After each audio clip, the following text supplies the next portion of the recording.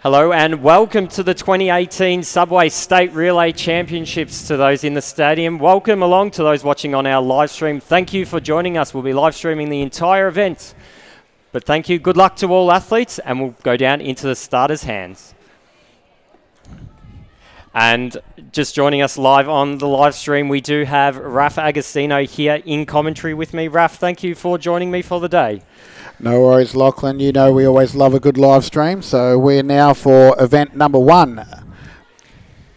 Yes, we do, and we have the heats here, the 4x200 metre heats up first throughout the morning from 9 a.m. through till about 10:50 a.m. here, live on YouTube and on Facebook as well. We'll bring up the start list here. So in lane 1 we have Cranbourne, in lane 2 Berwick, in lane 3 Keilor, in lane 4 Essendon, in lane 5 Geelong B team, in lane 6 Mentone, in lane 7 Whittlesea City, and in lane 8 Wodonga. So they're your competitors in this first heat of the first event of the 2018 Subway State Relay Championships here at Lakeside Stadium. And boy oh boy, Raf, did we have a downpour here at the stadium yesterday.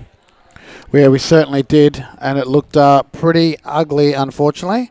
But we certainly had a lot of rain, but the drainage is pretty good here at Lakeside. Unfortunately, it's impacted our clock pretty badly. Our screen pretty badly, but Lakeside are onto that. And it doesn't affect us at home. Fortunately, we're not using the scoreboard. We'll bring in all our own scoreboards for those watching.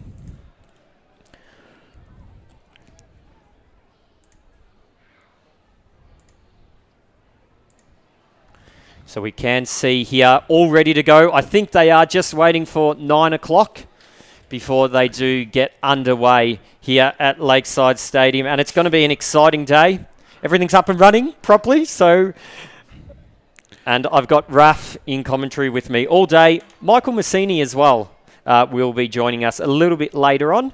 But for the morning session, it'll be just Raf and I.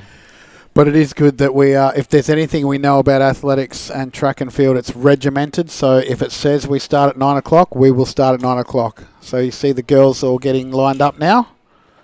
You can see them on screen.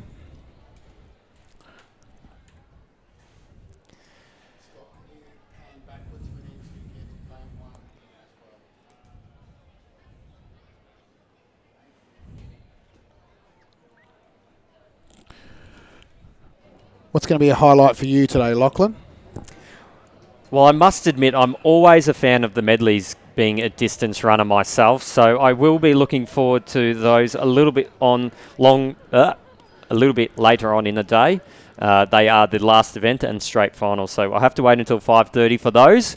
But I think just relays in general are always fun. The team aspect of them is always a favourite on the calendar, and it's good to see so many centred people here, families here, friends, not only watching on the live stream at home, but here at Lakeside Stadium as well. And it's actually quite a good day now.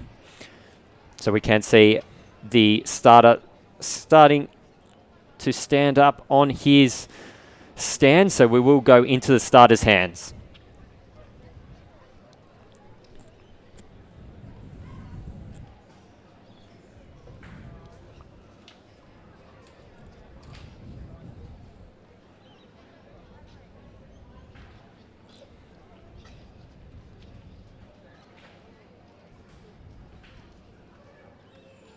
And a little bit unsteady there. So the starters did just call them to start again. So we will, just a little bit of nerves. It is always going to be quite difficult given or being the first race out of the blocks.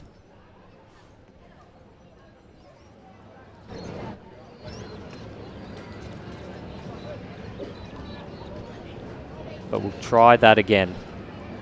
So do keep an eye out for Mentone team in lane 6. They do come in with the fastest seed time.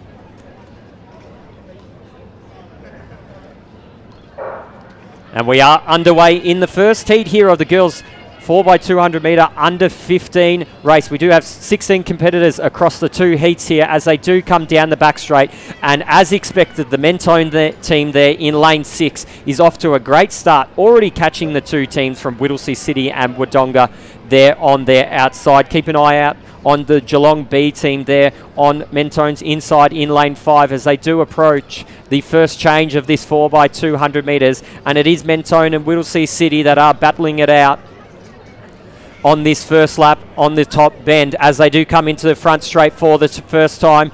The other teams have a bit of work to do. Whittlesea City is trying to hold on as long as possible. Geelong there have the advantage of the bend, but they're going to have to do a bit of work to catch this Mentone team. Let's see who changes over first, and it is the Mentone team, followed closely by Whittlesea, then Geelong. Essendon looks to be in 4th position, and then we've got Keeler and Berwick on the inside, but it's going to be Berwick there, Mentone there, that's going to go into the back straight for the final time. They've got a commanding lead as they come up to the little green cones which signals they can come down into lane 1. So it's all going to be fair from now on as Mentone do approach the third and final change. So Mentone are going into that change. Whittlesea City are going to be their nearest competitors. Remember, it is just a heat, so it is just a heat. But Mentone are going to go into this heat. We do see a little bit of a turn of the head over the Mentone athlete's shoulder. Just checking to see where that Whittlesea City athlete is, just so she can progress, and I think she's going to be safe, but there's going to be a battle on here for 3rd position. The Geelong team there is catching up from Cranbourne, and it's going to be Geelong who are going to go through in 3rd position, just ahead of our Cranbourne team there in 4th. So that's the first heat of 2, and I thought my sheet had how many athletes progressed to each final, but I don't. So we'll try and track that down for you at home, but I think it's safe to assume that at least the top 2 in each heat do qualify through to the next round.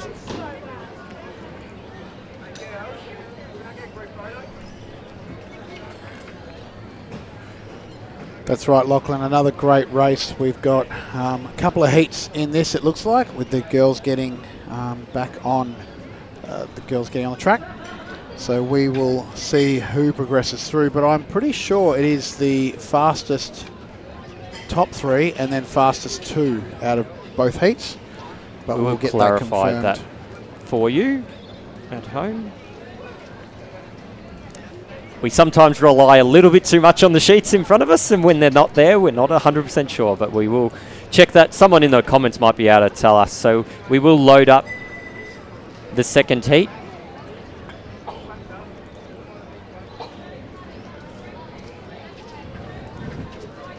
As we can see the athletes down on the track getting ready to go. We will introduce these competitors as we see the start list on our screen right now. In lane 1, we have a team from the Southern Metro region. In lane 2, we have Knox. In lane 3, Croydon. In lane 4, Doncaster. In lane 5, Williamstown. In lane 6, Warrnambool. In lane 7, Geelong. And in lane 8, Werribee. So they're your competitors in the second heat here of the girls 4x200 metre relay under 15. So given they're under 15, they would have done a number of these relay championships before you would presume. So it is good starting with some of the older athletes. And if you're watching on YouTube or on Facebook, make sure you hit subscribe on YouTube and like on Facebook so that you can be notified of any important information that comes through. We'll be reminding you of that all day. But the subscription there, just another reminder that the subscription there is free. You hit subscribe and all that's doing is notifying you when LAVic puts up a great video, because their content is worth watching and certainly worth reading also. Always too kind, Raf. But yes, so how today is going to work, we're streaming in 2 different lots. So we do have the morning session that goes all the way through to that will go all the way through to the lunch break, which is at about 12:30. Then we'll turn the stream off and we'll come back for the start of the afternoon session, which is scheduled for 1:25. So we will be running 2 streams today. So one from now through to lunchtime at about 12:30, and then we'll turn it off for about an hour, give all our camera people a little bit of a break before we resume at 1:25. And of course, we'll be doing the same thing on YouTube as well. So we do encourage you to comment on our Facebook page, comment on our YouTube. We will be posting a number of the comments throughout the day as we do just wait for this next heat to get underway. The girls are just getting set up in their blocks. You can see that each of the athletes has a very different style, the way they like their blocks set up. And given that this is under 15, they've been using blocks for about 2 years. So we've got the starter who's on the stand now.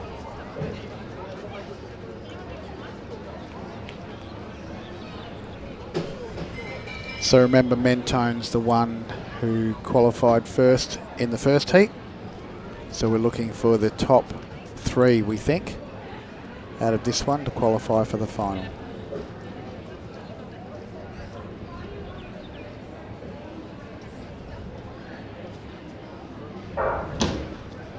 And we're off and racing. Pretty even start across the whole lot, but it does look like the pretty good run from Geelong right out there in lane 7, who is catching her competitor on her right, giving it a pretty good run for her money. But on the left, we've got Warrnambool. Great to see the country locations coming to the Little Athletics Victoria State Relay Championships. And it looks like it's going to be Geelong who changes first. Yes, it's Geelong changes first, with what looks like Werribee changing second.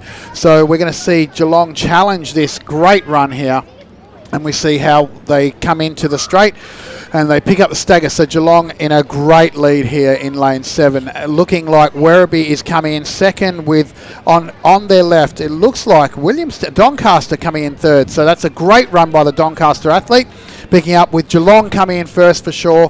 Werribee's going to change second, and here comes, no, it's definitely second for Doncaster now, Lachlan.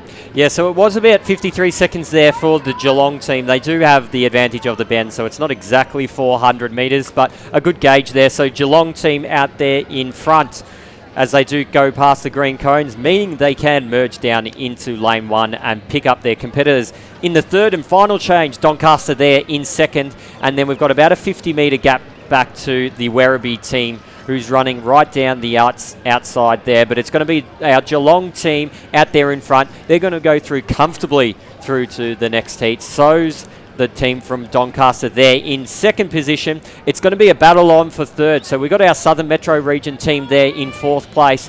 They're going to be chasing down Werribee all the way through. But our Geelong team is going to go through the line here in this second heat of the girls 4x200 metre relay under 15. Doncaster in second. Werribee have held on for third. And our team from Croydon there have jumped up into fourth position. So top 3 do make it through. And then the fastest 2 times, we think, to make up the 8 for the finals that are happening later on today. Heats are exciting, but I've got to say finals are much more exciting. That's it. So we are loving seeing your comments on Facebook. So do make sure that you are commentating.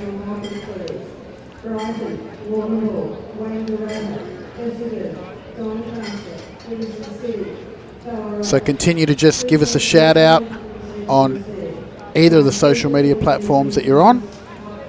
And if we see something that we like on Facebook and it's encouraging, then we may put it on the screen and give you a shout out back. So let us, we would love to know where you're watching from in particular. And what centre you are supporting. So what athlete you are watching. Let us know which centre they do compete for.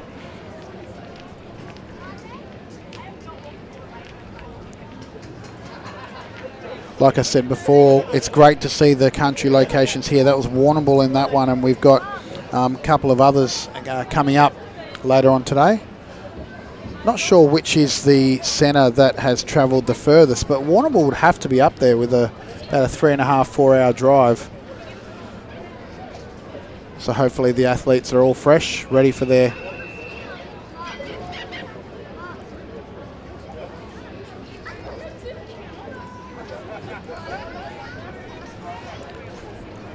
So we have been called behind our blocks for the first heat. We'll quickly introduce the competitors here in this next heat, the boys 4x200 under 15. So we've got Berwick, lane 2, Seaford, lane 3, Mornington, lane 4, Knox, lane 5, Ballarat, lane 6, and Werribee in lane 7. So we are underway here. Watch the team from Ballarat out there in lane 6. They have come in with the fastest seed time, and they are underway and caught the athlete there from Werribee with those nice socks. You know, Raph, how much I love watching the socks here at these athletics events. So it is the team from Ballarat there in lane 6 that's off to a flying start there. We've got our Werribee athlete on the outside. In lane 7, they're going to try and hang on as long as possible. Mornington, they're in lane 4 as well, are their nearest competitors, but coming down into the front straight. Ballarat here are dominating this competition. Werribee there on the outside look to be holding on, but they don't have that advantage of the bend. Mornington there in 3rd position as we do hand over in 48 seconds the first lap. Pretty good change there by the Ballarat athlete. You're right, Lachlan. The first runner gave them a great lead, but it looks like all the runners from Ballarat are certainly fit and fast, because look at this young man go down the back straight, giving himself at least a 5 to 7 metre head over Werribee. And then it looks like Knox coming in quite close. No, Mornington coming in 3rd position. So we're going to see the change take place now by the Ballarat athlete, which is looking fantastic. Werribee coming in 2nd. What looks like to be Mornington in 3rd position. And then a little bit of an interesting change there by the other athletes. But Ballarat certainly coming into the front straight, looking fantastic and pretty happy to run. He can probably switch off now and come across the line comfortably in a great time of 1:38, which actually 1:38.17, they came in at 1:38.16. So that's some consistent running by these boys. It is 0.01 of a second slower, but well, yeah, a consistent race there, and I guess that's what they just needed to do to get through to the next round. Now, I don't know these boys at all, Lachlan, but based on their running there, I think there's a little bit more to go. So that final of the boys 4x200 metre under 15 is going to be an exciting one, I'm pretty sure. Definitely. So we will keep an eye out on this second heat, and as always with these kinds of events, our School Sport Victoria events, our Little Ath Victoria events, they do run right on time. So we will introduce the next race, which is the event number 2. We're moving now to the second heat of the 4x2 under 15. And it looks like in lane 1 we don't have a starter, which is fine. And in lane 2 we've got Knox. In lane 3, Whittlesea City. In lane 4, Keilor. In lane 5, Mentone. In lane 6, Geelong. And in 7, Box Hill. I don't know about you, Lachlan, but I think the ones to watch are definitely Keilor and Whittlesea, and potentially even Mentone in this heat. A few close ones here, so don't forget the Knox there. So we're going to have a pretty close competition between Knox, Keilor, Mentone and Box Hill here. So they have come in with very similar seeded times from their regions. Of course, we don't know. Whittlesea City being in the Northern Metro and Geelong there being in their Western Metro regions. We don't know how the competition did fare there, so let's not write them off too early. But the other teams did come in with a seeded time quite close to one another. So with 6 lanes and 6 centres represented here, we'll see who takes out the top 3 positions. So we see the starter getting them settled.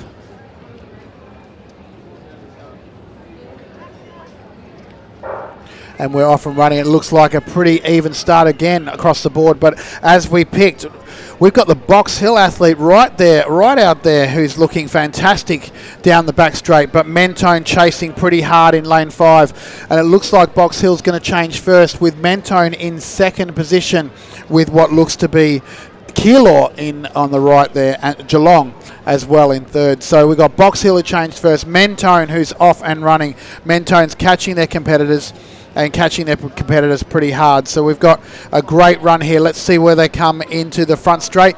Mentone looks like they're challenging pretty hard to their competitor on their right, which is Box Hill. But Box Hill is maintaining the lead, giving themselves as much space as they possibly can. It looks like Box Hill is going to change first, and Mentone's going to change. No, Mentone's taking over first position with clearly Keilor in second with Box Hill chasing really hard. A great time coming around here for these boys coming through the middle here, where they're taking to the back straight. They've got about 100 to go. And it looks like the Keilor athlete running away with this right now, not making sure that they are not giving up any positions here. But look at this run and this blistering run by the Keilor athlete. We love Keilor, don't we, Lockie? We Here comes Keilor now coming through for this front straight. It looks like a great, fantastic run by the Keilor athlete. What a great style this young man has. And we do love his blue shoes, the crowd getting behind him. And it looks like Knox has come from nowhere. Now, I don't know where the change was there. I'm going to have to look at the live stream later on, Lockie. But that Knox athlete, I'm pretty sure, was in 4th position and then came through and collected 2nd. So he wanted to make sure that he was in the final, certainly. But as you can see by the official on your screen, there's a yellow flag there somewhere, so we'll wait on the official word. We don't like to comment on whether there's been a disqualification because we may get it wrong from up here, but yellow flags always tend to mean that there's something wrong in the change. Is that right, Lockie? Yes, so we do have changeover officials at each change box. At the moment here, there's only 2 change boxes for the 4x2, so they will be giving either a white or yellow flag, depending on what there is. So that heat 139.83, slightly slower than the Mentone Ballarat team in 138.17 from that first heat. There, as we do turn our attention through to the next. So we've got another race coming up, and it's going to be set to be another good one, I'm pretty sure. Event number 3, the girls 4x2.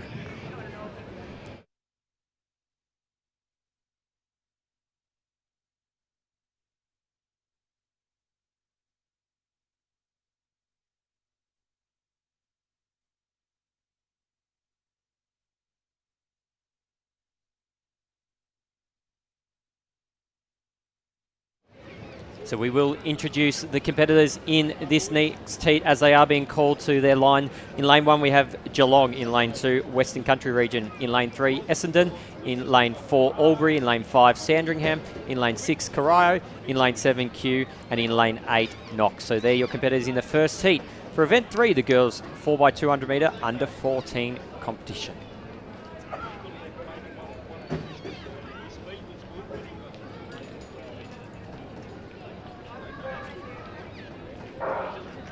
And we are underway here in this heat, so do keep an eye out on our team from Essendon there in lane 3.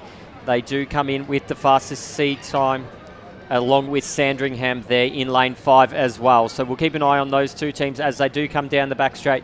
Corio team there in lane 6 have caught up to the competitors from Kew on their outside as they do approach that first change. It is a little bit difficult to judge who is out in front, but we do have this team striding away. I believe it is the Sandringham team here in lane 5 coming into the front straight as we get a good look at the team there. So Sandringham there, Essendon a little way back there in lane 3, but they do have the advantage of the bend here. Knox there in lane 8 as well look to be in 2nd position. As we do look at this change, 52 seconds for Sandringham. Fantastic change there and fantastic run by Jessica Malat to put Sandringham right up there in the front running position. It looks like Sandringham's running away with this now with at least a 10 metre change from what looks like to be Essendon coming in 2nd place right now. And in 3rd position, it looks like the athletes from Kew right out there on the far right. So we've got Sandringham who's going to change pretty comfortably. All they need to do is get this baton around in good time. That's all they need to do. So they're off and running. The change there is 2nd is Essendon with what looks like to be Knox in 3rd position. So Sandringham definitely going to take line honours in this race and qualify for the final. And then it looks like 2nd will be Essendon, followed very closely by Kew. The battle is certainly on, and it looks like Kew is going to challenge, but they can sit comfortably in that position with 1st, 2nd and 3rd being the top qualifiers right now. Fantastic run by the girls there in this, and it looks like it's going to be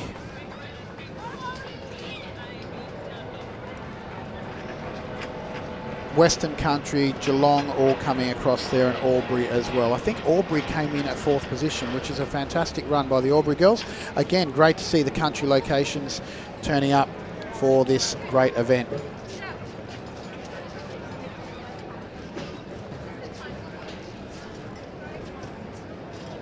So we now move to Heat 2 of 2. Let's introduce to you our starters for Heat 2 of 2 of the girls under 14 final. We've got the Knox B team that is up on the track in lane 1. We've got Berwick in lane 2, Box Hill in lane 3, Bendigo in lane 4, Sandringham in lane 5, Preston Reservoir in lane 6, Doncaster in lane 7, and Geelong in lane 8.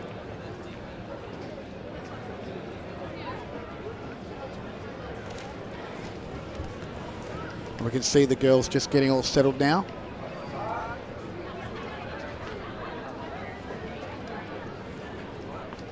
Interesting how they each have a different style of getting on the blocks.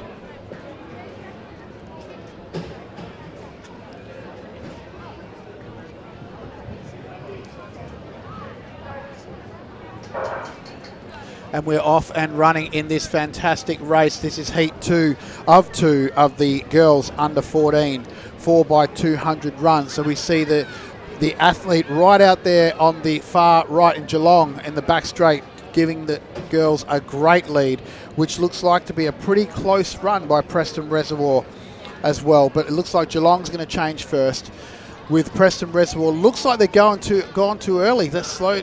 That's hopefully they got the change inside that 30-metre change zone. So we've got Geelong who come through and pick up the stagger in the front straight. They're looking fantastic, very comfortable here, but they've got another lap to go. Lachlan, what do you reckon about this race? It's not bad time, but it looks like it's not going to be faster than the heat that just happened as well. So we look like Geelong is going to change in first position, and then it looks like Box Hill changing in second position there, looking fantastic and running strong. I actually think Box Hill team there might have just got the bat in a little bit earlier. It is hard to tell here on the stagger, but we can see Box Hill there with the huge advantage of being there in lane 3 compared to Geelong out there in lane 8. So it's going to be Box Hill that are going to go down the back straight in first position as they do approach the third change here in the second heat of the girls 4x200 metres under 14 competition, and they are away. So it's Box Hill here with about a 40-metre gap on their nearest competitors. I'm not sure if anyone's told them it's a heat, but they're going to go all the way through. Doncaster is chasing hard. Geelong there are trying to hold on for third position, but they are going to also battle for that second. Box Hill now have slowed down and is just striding to the finish line. It battles on there for second position. Doncaster wants to hold the Geelong athlete off, and I think they do. 1:52.83 unofficial time. Good to see the Box Hill athletes wearing one long black sock and one white sock. You reckon the girls went and bought 2 pairs of each and then swapped? I hope they both bought 2 pairs each, one of black and one of white. Well, I think that might be the case. We've got the boys up on the track right now. We do, and I will introduce the competitors. We do see them on screen here. So in lane 1, we have the team from Mentone. In lane 2, Berwick. In lane 3, Wangaratta. In lane 4, Camberwell Malvern. In lane 5, Geelong.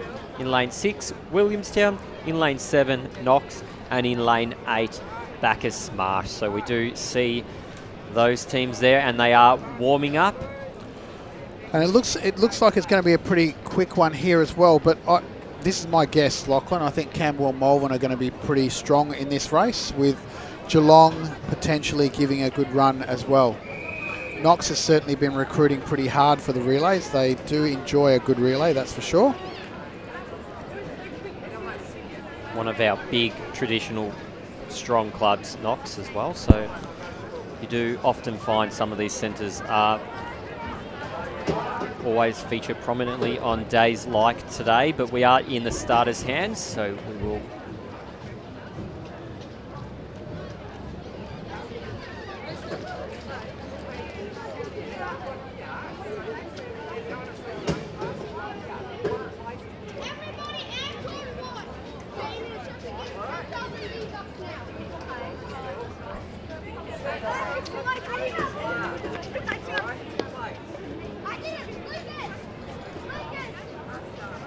It does look like we have just been called back behind our line.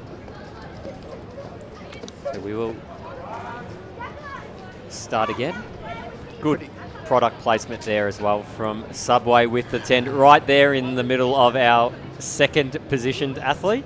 Well, what are you going to have for lunch today, Lachlan? Subway, I reckon. I reckon I might have Subway too. Let's see. No, great supporters.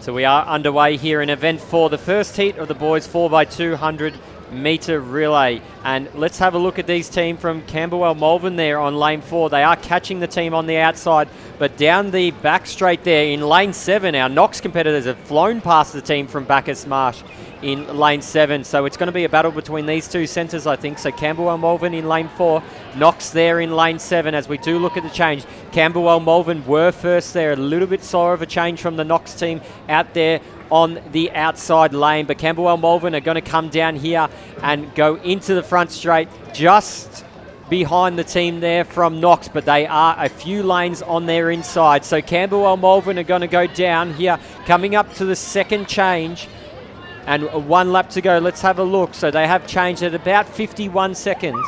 So 51 seconds for the big change. It looks like Knox has changed first, but Camberwell Malvern edging his competitor on has certainly come through in first position right now, with Geelong challenging pretty hard for that second position now. So we'll see if Knox can hold their second, but it looks like Geelong's challenging, but it doesn't look like Malvern is not going to take first here. It looks like first position is going to go to Malvern unless something drastic happens. But the change is good from Malvern. They just need to get the baton through there as well. Unless Knox has got a fast runner and a hard runner, it looks like second position is going to comfortably sit with them, and then followed by Geelong. But it looks like a great run here by Camberwell Malvern in the red and the blue. Looking great, striding through, great style. Knox having a little look over his right shoulder and his left shoulder, coming through second position now, with Geelong coming in third position there with Mentone.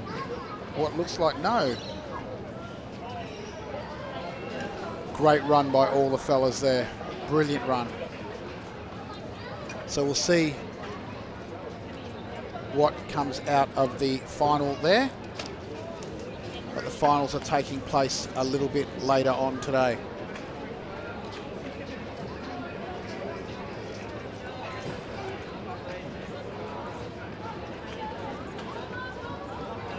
So we now move to heat 2 of the boys under 14 4x2 as well. We've got a few 4x2s coming up for us, but we'll introduce these starters for you. We've got Diamond Valley, woohoo, on lane 1. Geelong in lane 2. No favouritism, Raph.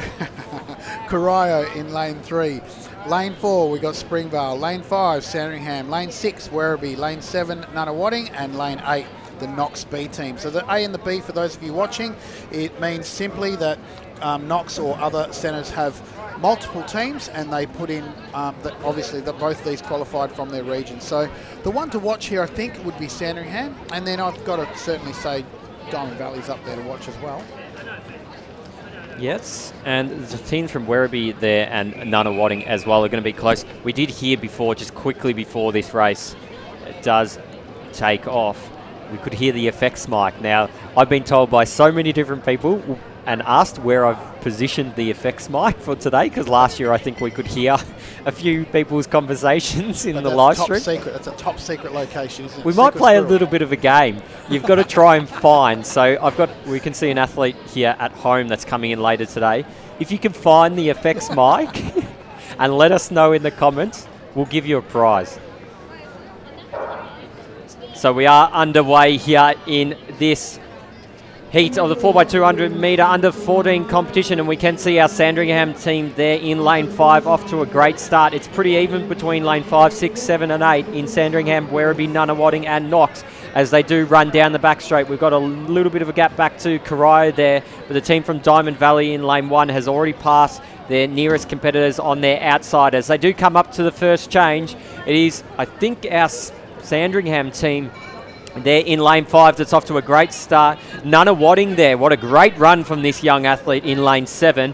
Werribee team there on their inside as well. So the battle's going to be on between Werribee and Nunawading. Werribee's going to have the advantage here, and I think we'll see it as they pass the baton. So Werribee are going to go into this second lap in first place, 52 seconds. Fantastic and smooth change there by the Werribee athlete, with Nunawading there on their right, challenging pretty hard.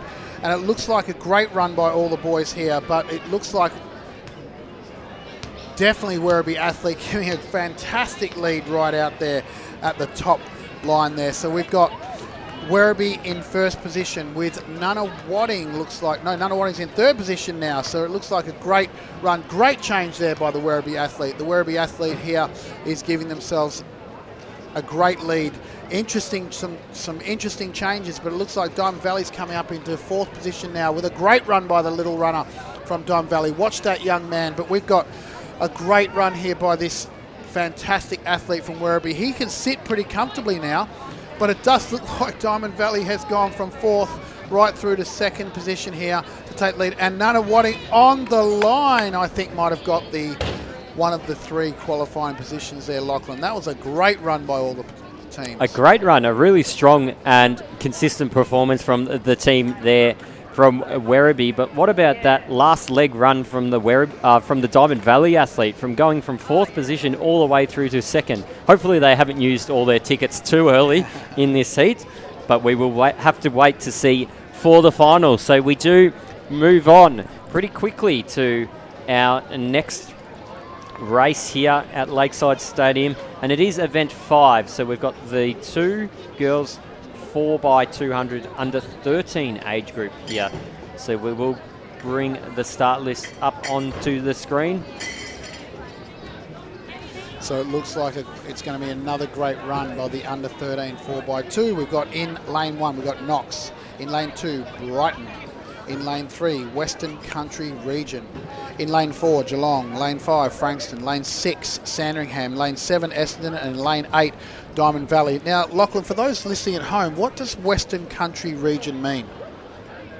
So, as those who would be aware would understand, that we do have a region competition before we do progress onto the state. So throughout Victoria, we do have 7 regions, 4 metros, 3 country regions. So each of those regions do host a relay event on their own, and then competitors do qualify from those events through to these state championships. And we also have, if a centre, and typically they are the smaller centres, if they can't field a full team, regions are able to submit teams themselves. Which is fantastic that you have a composite team coming from Western Country Region. We're in the starters' hands for this race, and we're off and running now with a pretty clean start by all. No false start in this race.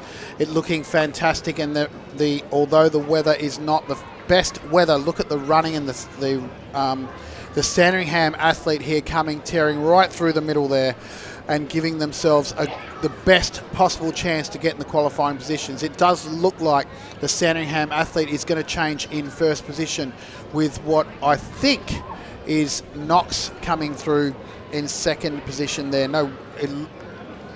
Let's just call definitely this is a great run by all the teams here, but it does look like the Sandringham athlete is coming through in the front straight, looking fantastic, sitting pretty comfortably, with Knox coming through in lane 1 there, coming in second position, but it does look like Knox is going to change first, with Sandringham changing third in a time of 56 there, Lachlan. That is right. So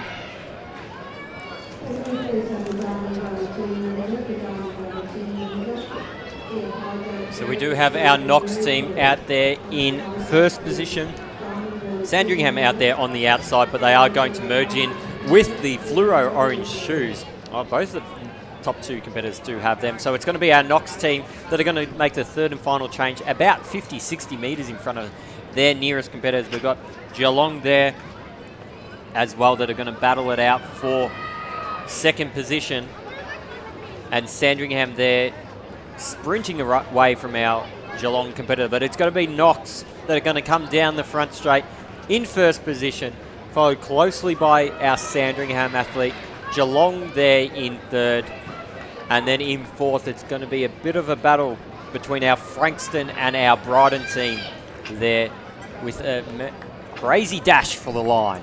Now, I don't want to say too much, Lachlan, but the Knox team ran a 149 coming in and ran a 151 unofficial just there. So that's pretty consistent running by the team there.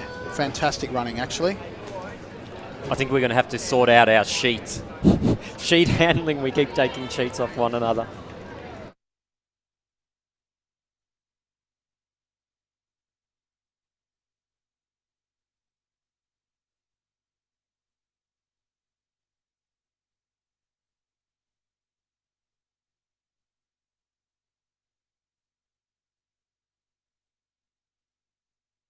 Now, we will certainly, when there's a break in the program, we'll certainly make sure that we go to the social channels. So if you are commenting, don't worry, we will come to you. And if we see something we like, we will make sure that we put you on the screen there.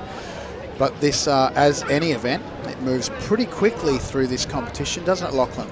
Yes, and we just need to figure out a bit of a routine up here in the live stream control room. So it is great to see we do get a good overview of the entire track. We are sitting just above the front straight, right on the finish line. So we almost have perfect prime positions here in commentary. So we are very fortunate to be able to get up here. We will introduce those competitors as we do see on screen. In lane 1, we have the Knox B team. In lane 2, the Geelong C team. In lane 3, Werribee. In lane 4, Altona. In lane 5, Berwick B team. In lane 6, Box Hill. In lane 7, Mentone. And in lane 8, Albury.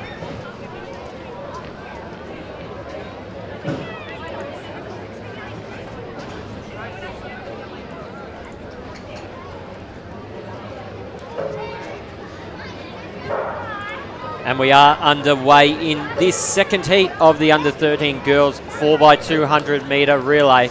And we do see our Mentone team there in the fluoro uniform flying down the back straight, already well and truly past the team from Albury in lane 8. So our Mentone team looks to have the early lead. A good run here as well from our Werribee team out there in lane 3. But it's going to be Mentone that are going to change first. We'll try and get a good idea of the second team, and I think it is Werribee there in lane 3 that look to be in second position as they do come into the front straight for the first time. So it's Mentone here with a great run so far, and the other competitors are going to have to chase them throughout this heat here. So Werribee there in lane 3, Berwick there in lane 5 are going to battle it out for second position, but a great run here from our Albury team. 55 seconds for Mentone through the first lap. A fantastic run by all the girls, but it does look like Mentone's coming through in a pretty good position there with what looked like to be Albury in great positioning there as well. But it looks like Mentone, but Werribee, look at Werribee go. Werribee's on the inside lane, not going to give up that first position there, with Mentone having to make up a little bit of a stagger, but Mentone is pushing pretty hard, wants to stay in front position, doesn't want to give up that fight, and Mentone looks like they'll change pretty evenly across the board here, but it does look like Mentone and Werribee. No, here goes Mentone. They've certainly hit the on switch on this young lady and running really hard as they come through in the front straight. So it does look like Mentone is going to pick up this first position and the first of the qualifying round, first of the qualifiers for the final, with Werribee coming in second position and what looks like to be Altona, I think, coming through there. No, Berwick in third position, followed closely by Geelong as well. So a great run by all the girls. Looking pretty comfortable, I must say, after a 200 run as well. So white flags by the officials, looks like it's all good.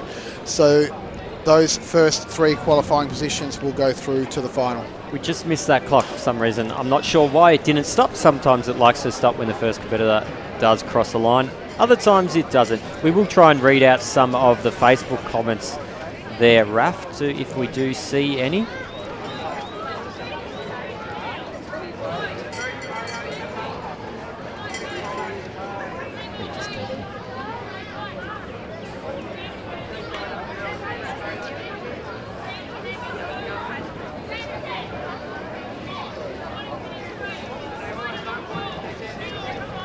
So we do have a bit of a long one here, but watching from Hampton Park, which is fantastic. Thank you for the big shout out, Angela. And looks like a big good job, Ballarat, from Caitlin Perry. Thank you, Caitlin. we think Ballarat did a good job as well. Oh, look at this one. We've got Narissa Crombie. Go Mornington. I'm checking in from England. Wow. Well, I don't know if it's colder than here, but it's 20 degrees right now. And good luck, it looks like Lisa Suter. Now, if I remember correctly, Lachlan, Lisa Suter likes to get on the Facebook now and then. We've seen her a little bit. So she's saying, good luck, Warrnambool. Thank you, Lisa, for the shout-out. Keep those comments coming, people. We would love to hear and see more of your comments, and we'll make sure that we jump on board. And I do just see, as we are monitoring the Facebook feed, here up in the commentary box, I can see Kim John just tuned in to the live stream. And where is Kim at the moment, Lachlan? Kim is in Bali, so for those watching at home, Kim is a staff member, does a lot of our work with our centres and our members. I'm sure if you've made contact with the office, you have spoken to Kim before yourself. So, yes, she is, and she has commented hello from Bali, so we can see her. So who approved that leave? We hope you are enjoying your holiday there, but good to see you are tuning into the live stream there, as we do see the start list appear on the screen. In this event 6, the boys 4x200 metre under 13 relay competition. So in lane 1, we have the team from Seymour. In lane 2, Sandringham. In lane 3, Mornington. In lane 4, Bryden. In lane 5, Keilor. In lane 6, Mentone. In lane 7, Camperdown. And in lane 8, the Geelong B team. So if we have a quick look through the times from region event, we do see the team from Sandringham there in second position are going to be the ones to watch with a 1:53.31.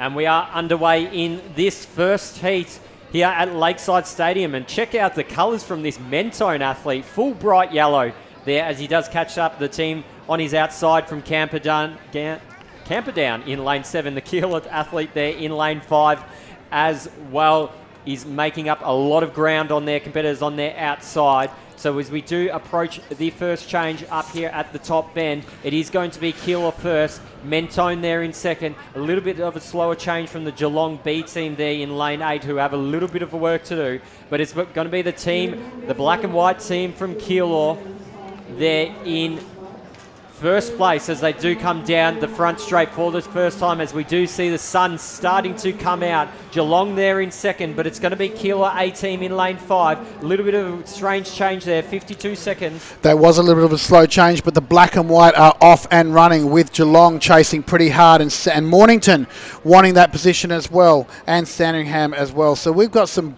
big battle up in second and third position, but it does look like a great run here by the Keilor athlete here, who's running pretty hard.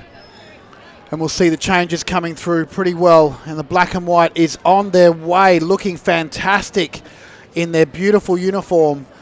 And it looks like Mentone's coming in for the second position. We know that first is definitely taken out by Keilor, a great club, I might say myself. It looks like some great spikes here by the fast-running young man. I'm not sure of his name, but he's got a great technique, with Mentone being challenged by second position.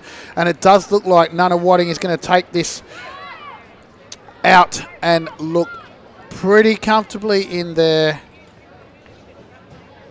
Sandringham there in second place. Sandringham followed by Mentone, then Geelong. Looking great. So 1:45.37, unofficial time there from the team at Keilor. Probably have a little bit more to give, but a much faster time than they did run in their final at their region event, where they ran 1:46.52. So we'll keep an eye out on that time for the second heat. And Raf, did you want to introduce the competitors in the second heat of this under 13 4x200 metre boys event? Sure will. This is event number 6, and we've got the boys under 13s that are just taking to the line right now. We've got Warrnambool in lane 1. We've got Geelong in lane 2. In 3, we've got Ringwood. In 4, we've got South Melbourne District, arguably the shortest distance they've had to travel. In 5, we've got Camberwell Malvern. In 6, Box Hill. 7, Preston Reservoir. And in 8, we've got Berwick as well. Another great battle, I'm pretty sure, by these under 13 boys. First of many great battles to come on the day. And as you can see, that the starters have got the starters on the track and then the 4th runners as well. So we do see the competitor there in lane 1 just getting a little bit of assistance with their blocks. It is quite slippery, in particular lane 1s, 2 and probably 3. If you did see our social media yesterday, about 12 hours this lane or this track was basically underwater. There was a second swimming pool in the MSAC precinct and it's normally a running track, so it has drained quite well, but it has been quite overcast and muggy here in Melbourne throughout the morning, so it hasn't had too much of a time to dry, but hopefully we will see those lanes dry up a little bit throughout the day. It is interesting because the drainage here at Lakeside is pretty good, but we see the starter getting up onto the starter stand.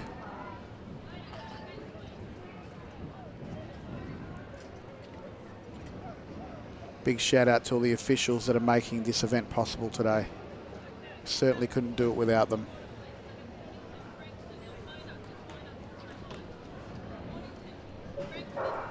Great start and a pretty even start by all the runners, but it does look like the South Melbourne District boy is running pretty hard, but right out there on the very far lane we've got Berwick who's running well and Box Hill chasing hard and wanting that position and want to change first, but we can see that Berwick looks like I think Berwick is going to change first. We're going to see, it's pretty hard to tell with the stagger, but we've got a great run by all the fellas here, and it does look like South Melbourne and Camberwell Malvern were looking pretty good in the change there as well.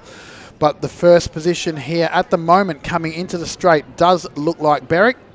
So Berwick is running well, sitting pretty comfortably to come in, but it does look like a pretty close one with Camberwell Malvern running right through the middle here and making sure that they get themselves in a great position to give their last runner the best possible chance with, it looks like, a great change there. Coming through at 55 there, Lachlan with Camberwell Malvern off and running. And do keep an eye as well on the B team from Ringwood, who are doing a great and a superb job there in lane 3. Geelong A team there on their inside as well, as they do come down the back straight. So Geelong are going to take that early lead, but Ringwood aren't going to give up as they do come down the back straight. Camberwell Malvern there in lane 5 are teeing up the next change with their 4th competitor. But it's going to be Geelong out there in front in this heat. Ringwood B team there in 2nd position. Camberwell Malvern there chasing the Ringwood team down for the 2nd place. But Geelong here, a great run by our final competitor, has made a good 30-40 metre gap on their nearest competitors. Camberwell Malvern have just taken into 2nd position. Ringwood B team, so great depth with our Ringwood centre in this age group. There to get 3rd position, so 1:48.32 unofficial time. What a great run by all the young men there. Fantastic running by all. So that's Heat 2, Event 6. So we now move pretty quickly through the program. We're running on time, which is fantastic.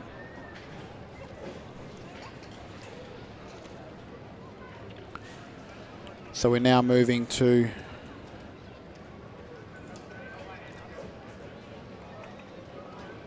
the girls 4x2 under 12 relay. So we've got in lane 1 we've got Mornington, in lane 2 we've got Frankston, in lane 3 we've got Altona, in lane 4 we've got Knox, in lane 5 we've got Warrnambool, in lane 6 we've got Camberwell Malvern, in 7 we've got Geelong, and in lane 8 Traralgon. Some big distances travelled by these young ladies, but they're all pretty excited. It is a pretty exciting time, isn't it, Lachlan, to have a state championship. For some of these kids, it's probably true that they've never been to a state championship before. Yeah, definitely. And so we do have about 20,000 members across the state, and we do see about 10% of them here. So there is a little bit of a turnover each year that do come through our state championships, but it is great that these athletes do get to experience the track. This year as well, we are in the starter's hand, so we will try and explain it pretty quickly, but we are doing our state combined events, which is formerly known as our multi-event here at Lakeside Stadium as well. So a great opportunity for athletes that haven't competed at Lakeside Stadium to do so. And a great run and a great start by all the competitors, running very hard and looking pretty good coming across into the first straight right now. But it does look like a pretty even field right now by all the competitors, with looks like Geelong running very hard. And although we do see an athlete in front, they do have a long distance travel being on the outside lane. So we see Geelong could potentially be the first change here in lane 7, with Traralgon running really hard and giving it their all. So Geelong is off and running, and a great change there by all the girls with everyone up and running. But Geelong coming in and picking up the front straight here, and it looks like a great run, with Traralgon followed closely behind. They are not going to give up this second position travelling so far that they have. So Geelong is looking very comfortable, running really well, getting the thumbs up by her athlete, making sure she's coaxing her athlete on. Great change there by the Geelong athletes, with Traralgon changing closely second. No, it does look like Mornington has definitely come into the second position now. What a great little change that was to give these girls the second position as they go through. But Geelong still got that lead. It's not as big as it was before, but it is a good lead nonetheless. We see them come into the stagger, and they'll cut into lane 1 now, with Geelong coming through and picking up a great run. And they're going to change first. It looks pretty comfortable, getting egged on by their competitor. A great change by Geelong. Another great change by Mornington, which is going to be a great one to watch. But I think the Mornington athlete has got a little bit of work to do here. I think comfortably it's going to be Geelong coming through to pick up line honours, with Mornington running pretty hard and can sit pretty comfortably here. Remembering that this is a heat, they don't need to exert all their energy now, they need to conserve themselves. But that young athlete there that we see from Mornington is Declan Tanner, who's a fantastic 800 and 1500 runner. So she's definitely got the fitness to go the distance. And that was by a pug who just finished off the running there. I think it was by a pug who finished off the running there by Geelong. This is a great running by all these athletes, Lachlan. Definitely is, and a really consistent heat there from all the competitors. So do go through. So we are flying through the competition today. We're almost an hour in. So as we do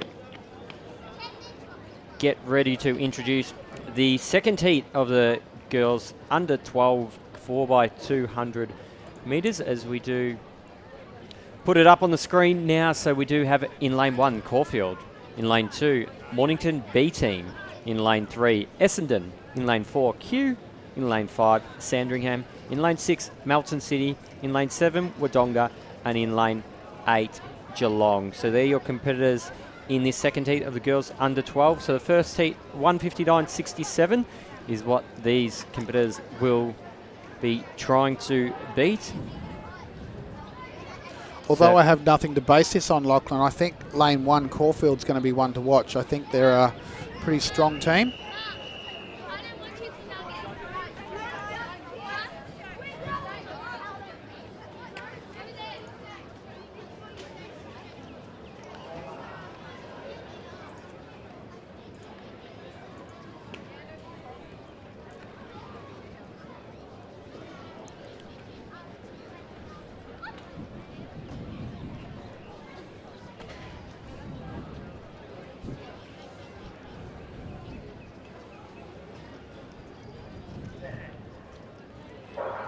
So we are underway here in this heat, and it's a pretty even start from most of our competitors. The team from Wodonga there in lane 7 off to a good start as well. They've made a bit of a gap on the Melton City team there on their inside in lane 6. So it's Wodonga going down the back straight in lane 7 off to a good start. Already caught and past the Geelong B team on their outside, as we do have a watch of this change to see which team does change the baton first. Caulfield there in lane 1. and Wodonga there in lane 7. Now they are spread out now, but they changed at almost identical times. So keep an eye on both these teams as they do come into the front straight. So Caulfield there in lane 1, Wodonga there in lane 7, Sandringham in lane 5, and Geelong out there in lane 8. But Caulfield are starting to bridge the gap, and I expect on this final bend we'll see them in a near first position, as they did change first in about 57 seconds. That's right, 57 seconds looks good, but Wodonga does look like it's got a great run right now. Good to see these country locations travelling hard and going pretty well, but it does look like Caulfield is going to pick up the first position, and being in lane 1, they don't need to move when they come across and cut in after those cones. So we see that Wodonga is in second position with what looks like to be Sandringham coming in third position, followed closely by a Geelong as well, the Geelong B team. So we've got a great run here, and it does look like Caulfield is running away with it and running really hard. Great little runner here, this young lady from Caulfield. So we see that someone has not let the Wodonga athlete know that they can cut into lane 1. She's making it hard for herself rather, but it does look like Caulfield going to pick first position off, with Wodonga coming in second, and it does look like in fifth position Sandringham at a 1:59. What a great run. And you can tell how deceiving it is, especially in these 4x2 where the bends are at their largest point in terms of the gap between the competitors starting in lane 1 versus those starting in lane 8. We saw there, you probably would have judged on that first lap, Caulfield were nowhere in it, but they did change the baton near identical times to the Wodonga team. They're out in lane 7. And what do we see? So they did catch up as well. So do I get any prizes for picking Caulfield before the race? Probably not, seems that they came in with the fastest seat time. Not to give away our secrets at home or anything, but we do have sheets of paper with their region times in front of us. So do make sure you are commenting on our Facebook page and our YouTube page. We will be reading these out throughout the day. We are watching them and putting them up on screen. It is a little bit crazy at the moment with the 4x2s taking a little bit of time up at the moment in between races. We don't have too much time for the banter between races and to read out the Facebook or YouTube comments, but do put them there. We will get to them and we can see them coming through on our feed. So we will introduce the competitors in this race pretty quickly. In event 8, the boys 4x200 under 12s in lane 1, Keilor, lane 2, Nunawading, lane 3, Frankston, lane 4, Shepparton, lane 5, Camberwell, Malvern, lane 6, Geelong, lane 7, Moe, and lane 8, Caulfield.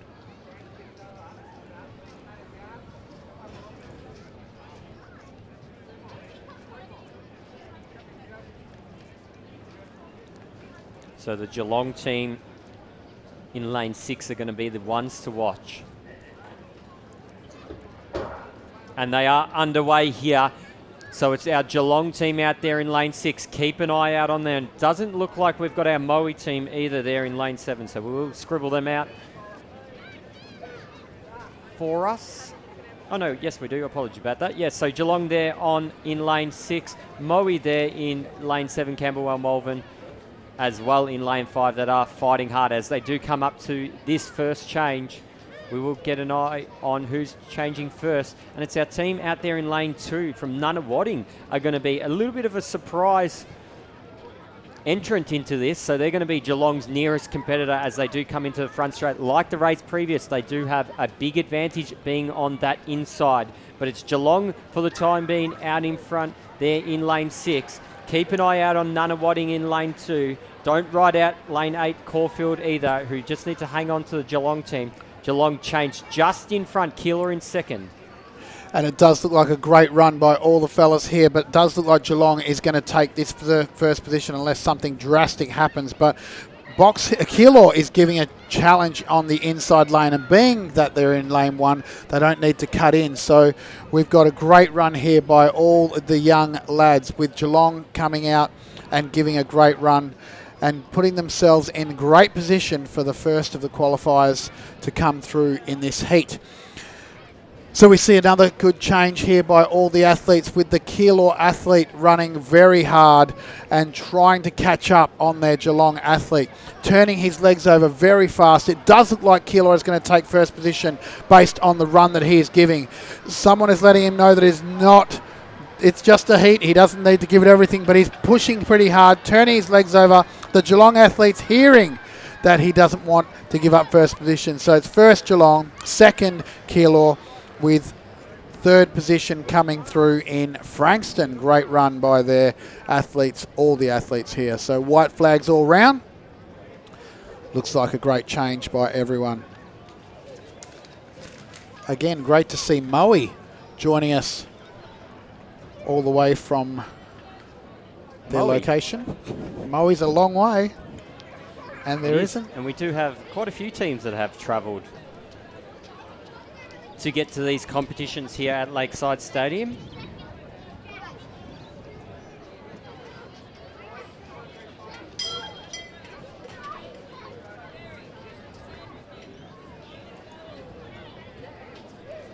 So we are loving seeing everyone on our Facebook and our YouTube channel. So near 200 on YouTube and about 50 on Facebook. So 250 people watching from not only in Australia but around the country and in different countries as well. So we did see one in England. I have seen a post there about a family watching in New Zealand as well. And a big promise that we will get to your social media comments, but we are churning through these really quickly with very little time between races. So that's how they run here at Little Athletics Victoria. They're a fantastic organisation, so we will get to your comments. Keep them coming, and make sure you hit like on Facebook and subscribe on YouTube. Box Hill is off and running to a great race, a great run right now, but it does look like a pretty even start by all, with what looks like to be a fantastic run by these young men. But it does look like the Keilor athlete is giving it everything they possibly can, with the changes happening pretty comfortably here. And we're going to see, it looks like Geelong coming in, Box Hill changing in first. So we'll see Box Hill change first with a pretty even change by the rest of the field. So we'll see lots of the athletes giving it everything, but look at Essendon go. Essendon wants that first position, wants to give their runners the best possible chance that they can to make sure that they get into that finals. So we see Essendon giving it, creating quite a bit of distance now, with a great change with Essendon in first, with Sandringham changing in second with a great run of 56.50. Oh, struggled to change there by Essendon, but it looks like Sandringham is coming through and doing really well, picking up about a 5 metre distance on Essendon, followed very closely by what looks like to be Williamstown. So we'll see a pretty even change by the second, third and fourth runners, but it does look pretty comfortable here by this young athlete at the front. So we see Nunawading now changes first, and they're off and they're gone. So we see that Nunawading looks like it's going to pick up the stagger in the first position. And here they come into the front straight, looking very comfortable here, running really well, and pretty happy to take this takeout line honours there with a headband, making sure his head stays back, with Box Hill coming in second and Williamstown coming in third. Great run by all the young men.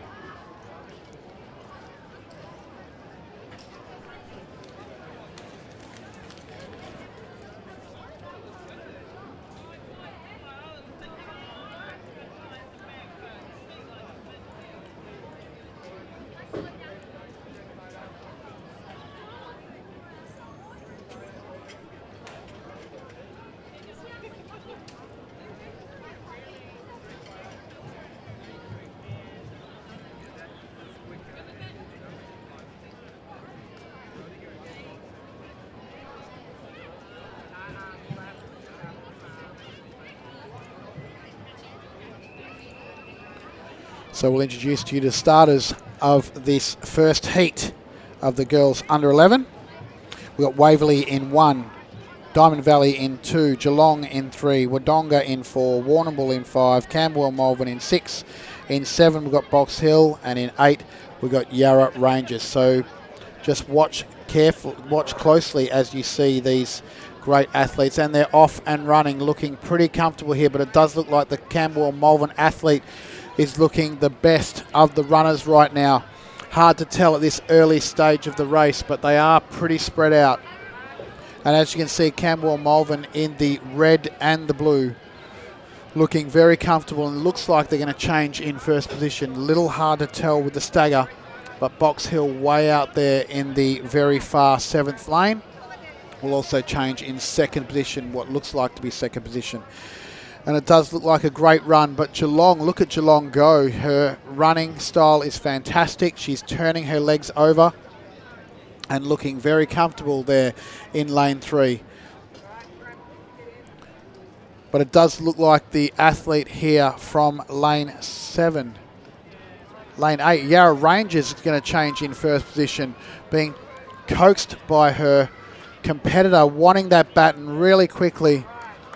And they're off and running. Pretty even changes there, but it does look like Geelong in lane 3 is certainly taking the lead right now, with Yarra Rangers in second position and Camberwell Malvern in third position. So it looks very comfortable by all these athletes. They just need to get this baton across, and unless something drastic happens, it does look like it's going to be the athletes here who have come into this first in Geelong, and Geelong changes in first position, which is looking very, very good. So we've got 15 metres basically made up by the Geelong athlete, followed pretty closely by Yarra Rangers, but Camberwell Malvern looks like they're going to be challenging for second position, but Geelong is looking really good, really comfortable. We've got a white flag by the officials there. So Geelong, who started in station 3, will go through and take first position, with Camberwell Malvern in second. And in third, we got Yarra Rangers. Great run there by the Yarra Rangers athletes, all of the Yarra Rangers athletes. We've got the girl that's limping off the line there. We hope that she is okay. We don't like to see any injuries here, that's for sure. And as you can see, the next event is already on the track. So we're moving pretty quickly through these.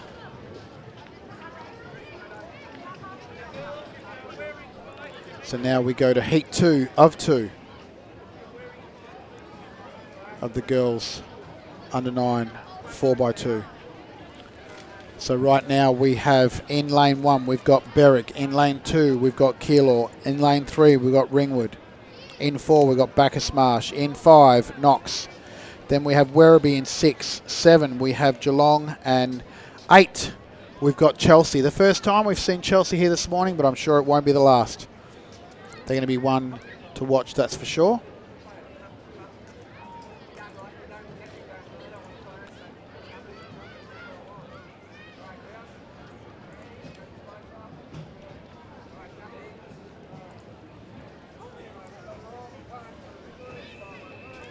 So you're seeing the girls under 11 4x2 heat 2.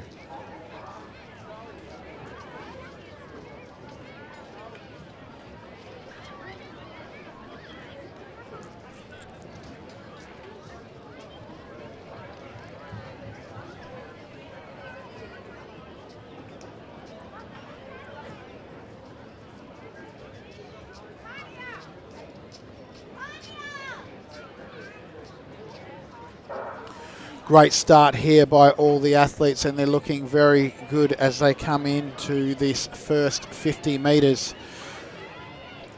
Hard to tell with the stagger, but it does look like a great run by the athlete there, by Werribee and Geelong out there. The B team, might I add. So it looks like Geelong 1-2 in the final if nothing changes in this race. So we'll see as the changes start to take place. We see Geelong changing in first position with what looks like to be Werribee changing in second position, and followed very closely by Knox here. Knox is challenging really hard, but Geelong giving a great run now and making sure they're putting their competitors in the best possible position, being egged on by the competitors, challenging as much as they possibly can. So Geelong will change in first position in a good time of about 1:02. So a great run there by all the athletes. Geelong in first, Knox in second. Looks like Box Hill in Keilor in third position, followed very closely by the rest of the competitors. So the changes will, I'm sure the positions will change before the end of the race. But Geelong being challenged pretty hard, with the Keilor athlete giving it everything, coming into first position right now, with Geelong's long striding young lady making sure that she does everything possible to keep her team in the best possible position. So it does look like Keilor changing first, with Geelong changing in second. And unless Geelong cuts in now, they're giving themselves a difficult run by running in lane 2. But we'll see that they are coming through in first position. This is looking good. So Geelong in first, followed very closely on the heels by Keilor. And then what looks like to be Knox coming through here. No, this is Ringwood. Ringwood looking good. And not sure what happened there. The Ringwood athlete was in second position and slowed down to give herself third. Maybe it is known to her that the top 3 go through the final, but a great run nonetheless.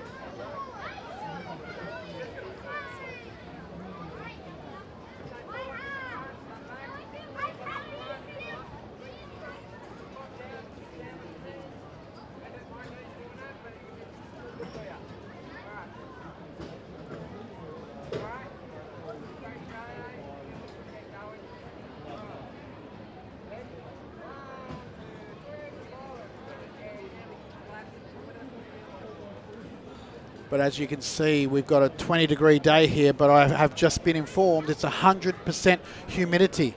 100% humidity. I don't think I've ever felt that before, but we're in air-conditioned comfort, so we don't need to worry about that.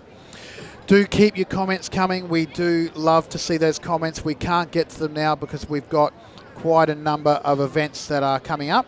So please make sure that you get to those comments as best you can. We're going to heat 2 of 2, event number 10.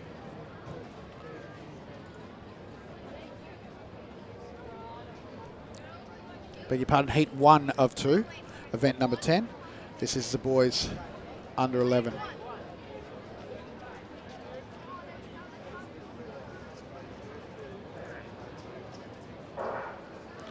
And we're off and running, and a great run there by all the athletes. A pretty even start by everyone in this race, but it does look like the Geelong athlete again, very far 8th lane, is giving his competitor the best possible position to pick up. So we've got Geelong here looking pretty comfortable with what looks like to be Sandringham's going to change in second, with Diamond Valley followed very closely for third position. But Geelong is off and running. A great change there by the young men, looking very, very comfortable here as they come into the front straight.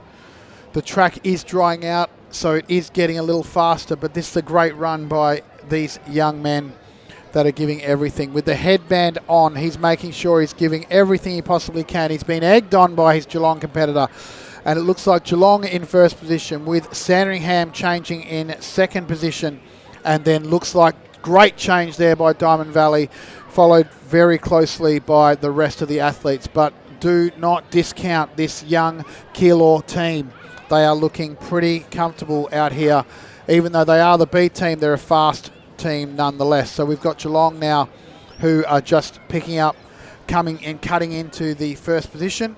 So they will change first and comfortably, might I add, followed by Sandringham in second position, looking very good in this heat 1 of 2 of the boys under 11. So we'll see Geelong come through. Unless something drastic happens, they'll come through and pick up the first of the qualifying positions, with Sandringham coming into second position, and then looks like a battle on for second and for third position, with Diamond Valley being challenged right now in third, but it looks like they're going to do enough to hold on to that third and hopefully do enough to get through to the final.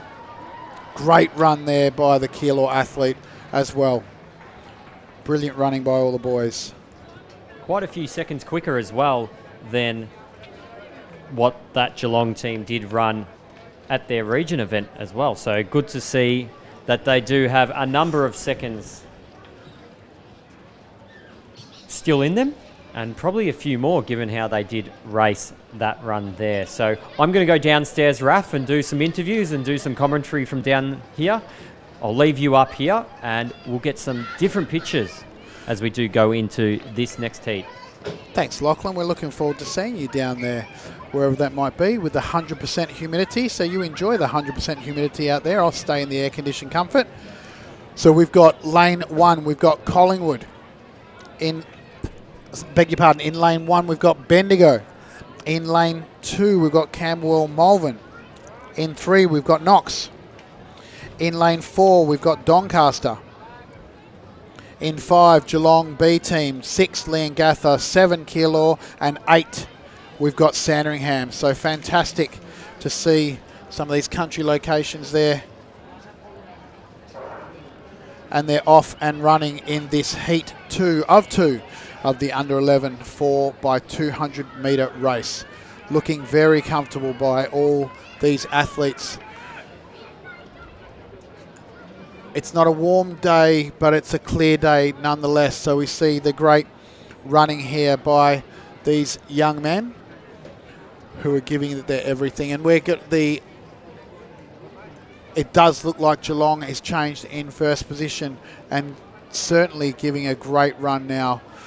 We'll see who comes into first as we come through to the front straight. It does look like the runner there from Keilor in lane 7, giving a great position here, but Keilor's run a blistering leg to put them in first position, so they'll change first and comfortably, might I add. Difficult change there by Keilor, but Geelong is chasing pretty hard there. Looks like Keilor is going to take out first position. They've given themselves about a 10 metre head start, but anything can happen in these relays, that's for sure. So we see Doncaster. Doncaster is up and running and going very well, but it looks like Keilor's going to change in first, with Geelong changing in second, with Doncaster changing in third position, followed closely there by Sandringham and some more great runners coming through. But look at the young athlete there by Keilor, giving everything for his team to make sure he comes through for the first of the qualifying positions. Geelong chasing hard, but it does look like it's going to be pretty comfortable. But Doncaster, look at the Doncaster athlete in Chaz Woodward chasing pretty hard, wanting that second position, but not quite enough to get there. A great run by all the athletes. Brilliant running by all the fellas.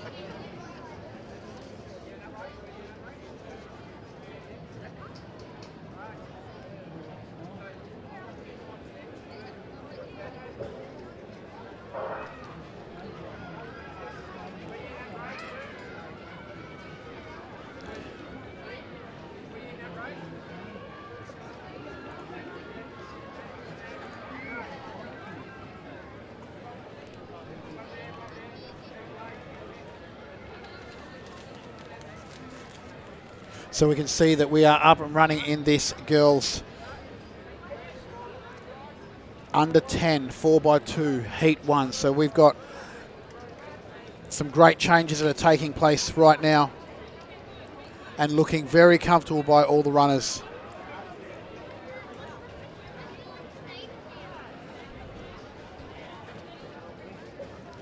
So it does look like a great run by all the young ladies, but it does certainly look like the athlete there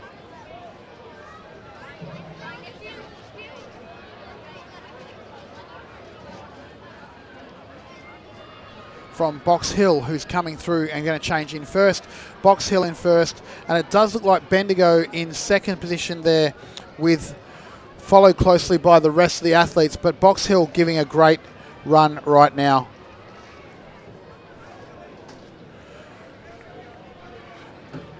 So we see Box Hill is doing really well right now and running pretty hard, coming into the first lane, looking very comfortable and sitting pretty happy, giving themselves about a 6 or 7 or 10 or 12 metre lead there. But Bendigo looks like they're going to come through and want to pick up in second position. So Bendigo have changed in second. Fantastic to see this team coming in from Bendigo. We hope to see them lots more, but Box Hill is definitely going to take out the line honours here in the first. Great run there by these young athletes.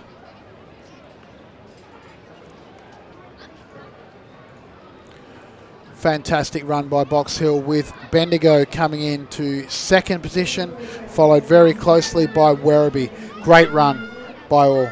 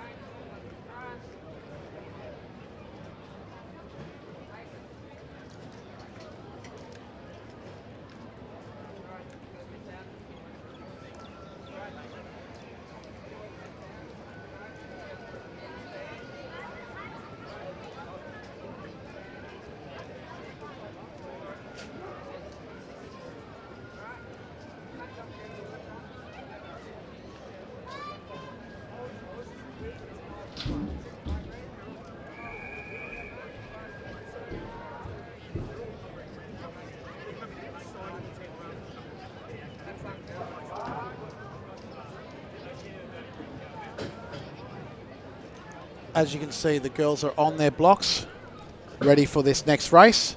We're in the starters' hands for this one, and we'll introduce them as they get up and running. So in lane 2, we've got Berwick. In 3, Sandringham. In 4, we've got Knox. In 5, Keilor. In 6, Camberwell Malvern. And in 7, we have Moe. So we see Camberwell Malvern giving their best here with long strides here. Looks like they're going to change in first position and looking pretty comfortable here. Being challenged pretty well by a few of the competitors, but we see Camberwell Malvern changing in first and looking very well to come through to this bend run and hopefully slingshot off the bend and get some good times in this, what looks like to be a great heat. So we see Camberwell Malvern coming into the front straight, followed very closely by what looks like to be the Knox and the Sandringham athletes, but Keilor is not giving up. This is close for second and third, but Camberwell Malvern will change in first for sure. And there go Camberwell Malvern, with Sandringham chasing really hard, and then Knox in third position, with Box Hill followed shortly after in fourth. Let's not discount Moe, who's travelled all the way from that long distance, but Camberwell Malvern coming through and going to pick up the first positions as they come through into lane 1, followed very closely. It's a great little competition here by Keilor and Camberwell Malvern, but it does look like Camberwell Malvern will change in first position. So the first change going to Camberwell Malvern, closely followed by Keilor. wasn't as strong a change as it was the Camberwell Malvern team. So you can see that they've given themselves about a 2 or 3 metre distance on top of the lead they already have. So Camberwell Malvern increasing the lead now to about 15 metres. It does look pretty comfortable. Followed by Knox in third position. And all they have to do is get this baton across the line, and they will go through. It's the top 2 and the fastest 3. The top 2 and the fastest 2 will make up the 8.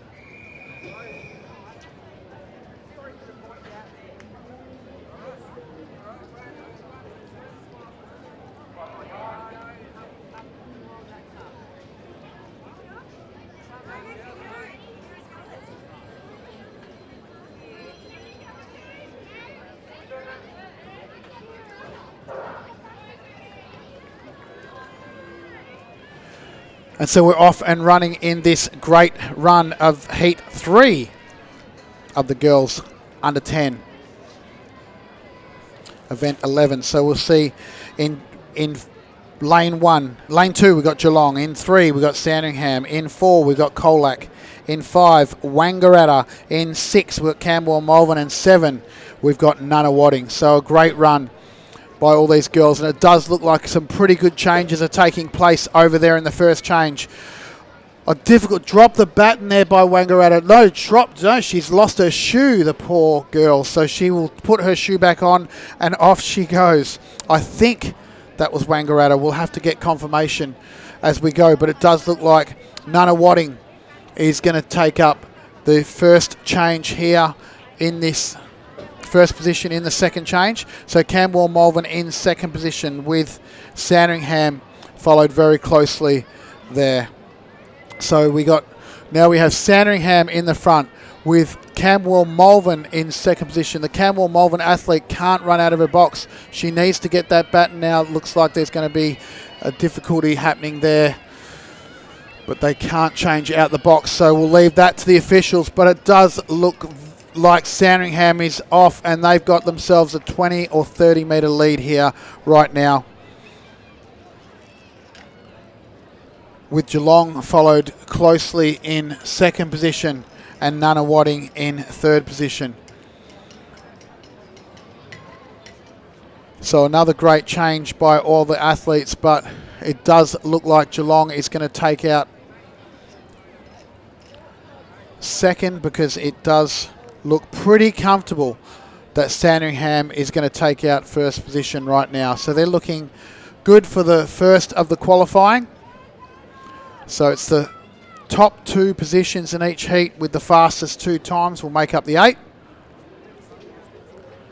And a great run there by all the girls. So first position we have Sandringham, followed by Geelong, then Nunawading.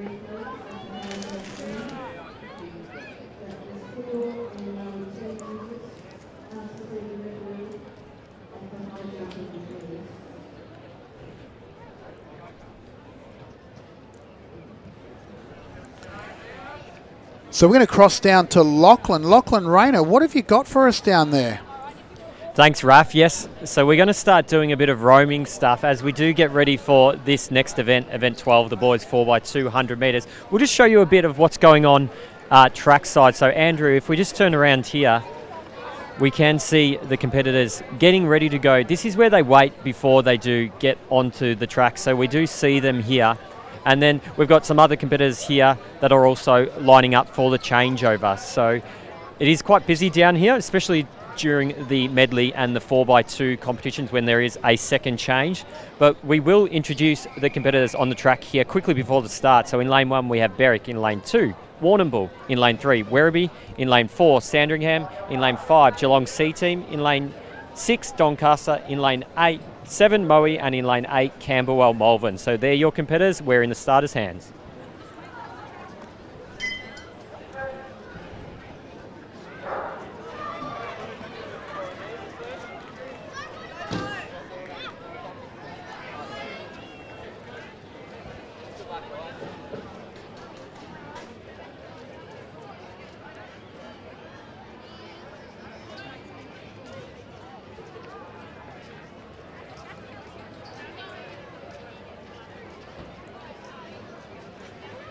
So this is a great run by these young men, the first of 2 heats.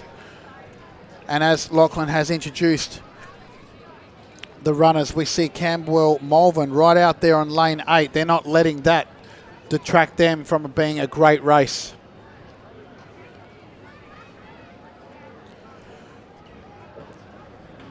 So Camberwell Malvern, and it looks like a great battle here by Sandringham. And Sandringham in lane 4 coming right through the middle here. And looks like it's going to be the first change. So Camberwell Malvern will change first, with Sandringham changing first, with Camberwell Malvern changing in second position now and looking very good for the run. And then followed very closely by what looks like to be a Warrnambool athlete in third position. But this Warrnambool athlete is challenging, and we'll cut into lane 1 now after the cones.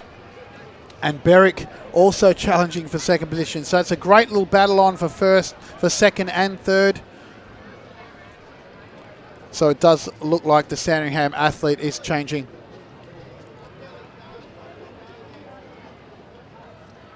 So the Sandringham athlete coming through in first position here, with what looks like to be a Berwick athlete, and then Camberwell Malvern followed shortly after that. So there's still a little battle on for second, third and fourth, but first position will most definitely go to this young man from Sandringham. What a great run by the entire team. And we see Werribee coming through in second, and Berwick coming through in third, with Camberwell Malvern in fourth.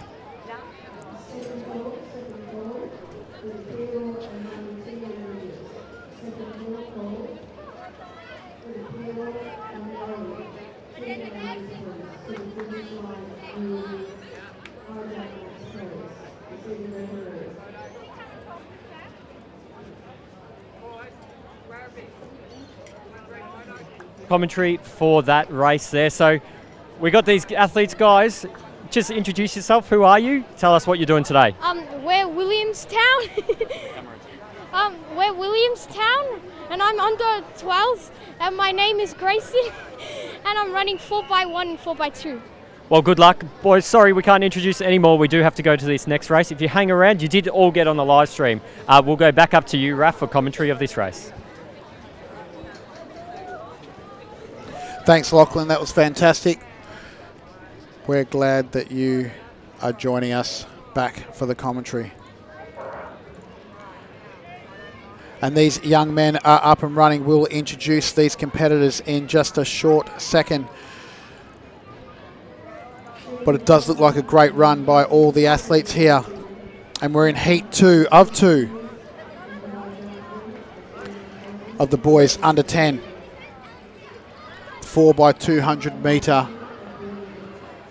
And lots of great changes taking place right now.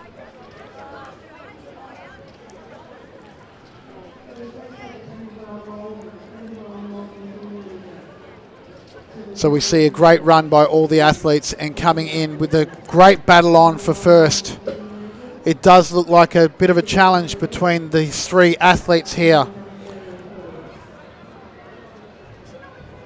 But it does look like the Bendigo athlete's going to come through and take this first position now in this change. It looks like a composite team because there is an athlete with a different shirt on, but it does look like Bendigo in 6 is looking good. Keilor's challenging, certainly challenging in lane 2, with Geelong in lane 1 closely behind. So we'll see that these changes are taking place in this 4x2. Some great run by all these athletes. Brilliant work by all. Keilor's changing in first and looking pretty good. So we'll see that we've got a great run by all these athletes, with Keilor in first position, and then what looks like, I think it's a Horsham runner coming through here and taking up first position. We'll have that confirmed as they come round and we pick up the hit number, but a great run there by Caulfield. So Caulfield in first, Keilor in second, and then Nunawading in third.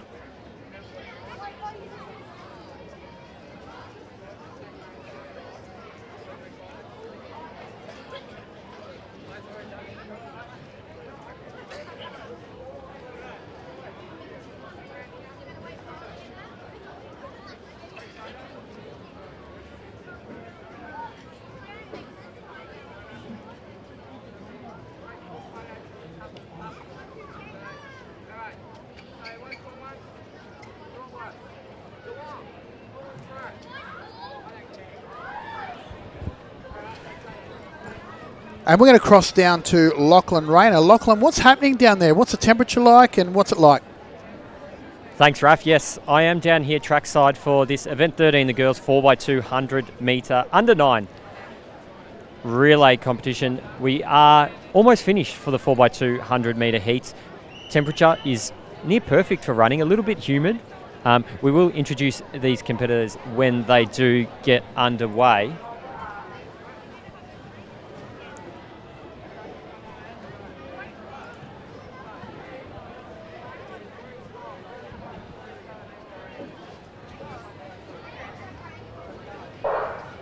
So we are underway here in event 13, and no, we've got a second gun.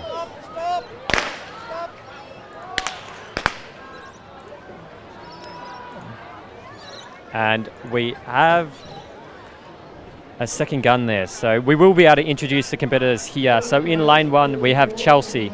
In lane 2, Sandringham. In lane 3, Keilor. In lane 4, Doncaster B team. In lane 5, Camberwell Malvern. In lane 6, Caulfield. In lane 7, Gippsland Country Region. And in lane 8, Geelong team. So keep an eye out on the Geelong team in lane 8. They have come in with the fastest seed time into this race. I'm not sure, Raf, did you see anything from up there? I didn't get a good view of it was a pretty even start by all, but we'll leave that to the officials. I think they're conferring a little bit, but I think they're just going to call this one unsteady. That's my pick. Okay, well, we'll see what they do, if anything. No, it does look like it's probably just unsteady here. So we will go back into the starters' hands.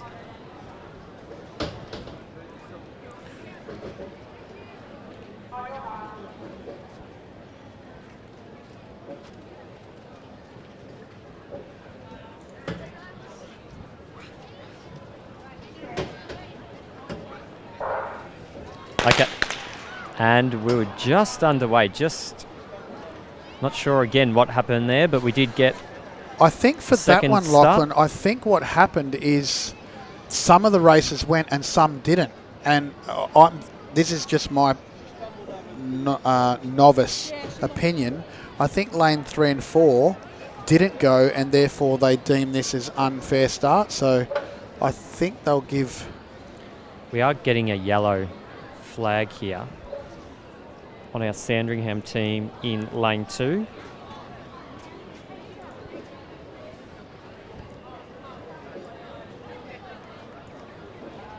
Just a little bit of nerves from our under 9 athletes. So our first championships for these athletes. So it is very nervous being a first state final. If you can ever remember yours, Lachlan, I'm sure it was very nervy for you as an under 9.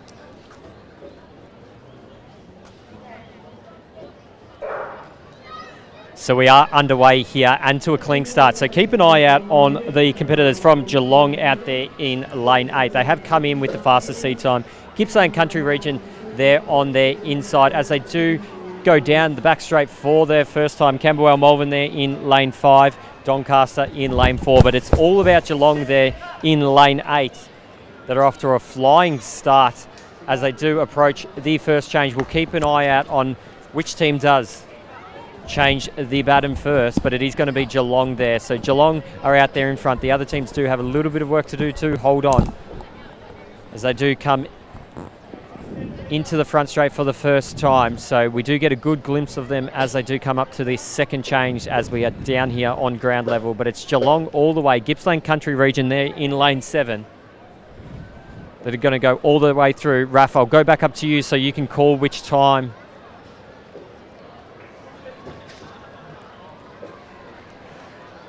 Yes, So that's it's right. Geelong It's a that's great changing change. It first. looks like a great change there by Geelong, the athlete there. And another great change there by Mornington and Box Hill. They're looking pretty good, but there is some nerves, I must say. So we're now off and running, and we're looking pretty comfortable out here. The Geelong athlete in lane 8, just as you picked, Lockie. Not letting lane 8 deter her. She's doing pretty well and pretty Well, she will be comfortable able out to there. merge into lane 1 now, so we do hope that she does do that. I do think her competitor, though, in lane 3 is right out there on the end of the stagger, so she is going to pass the baton on to her as they do come down with 200 metres to go.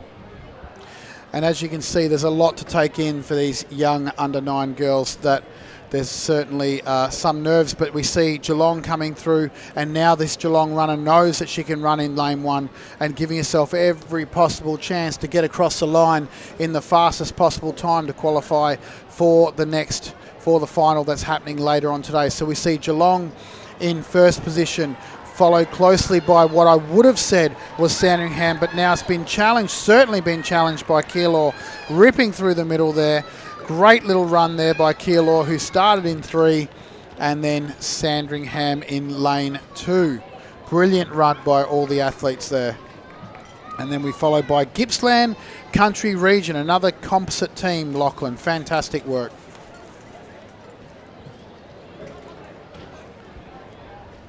And as you can see, the athletes are just coming off the track. Thanks for that shot, Andrew. It's a great little shot, getting something different. But we see these athletes coming off the track.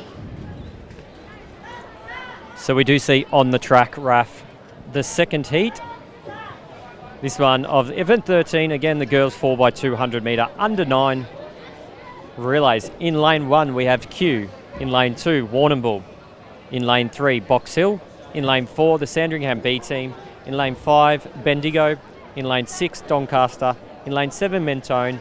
And in lane 8, the Geelong B team. So if we do take a look through the times that these teams did qualify in, it's going to be Q out there in lane 1 with a 2:27.08 from their region event. So Q in lane 1 are going to be the ones to watch.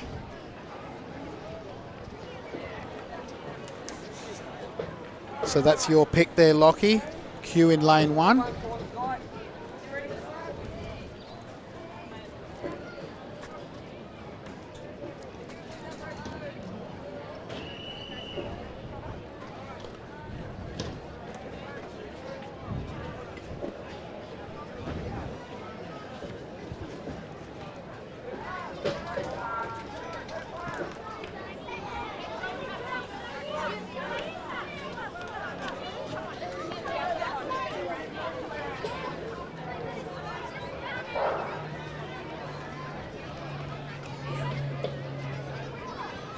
So we are underway here in the second heat of the girls under 9 4x200 metre race, and we do see our Doncaster athlete there in lane 6.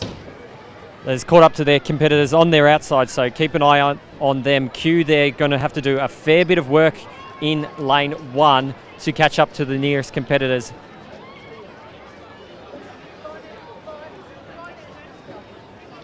As we do watch this first change.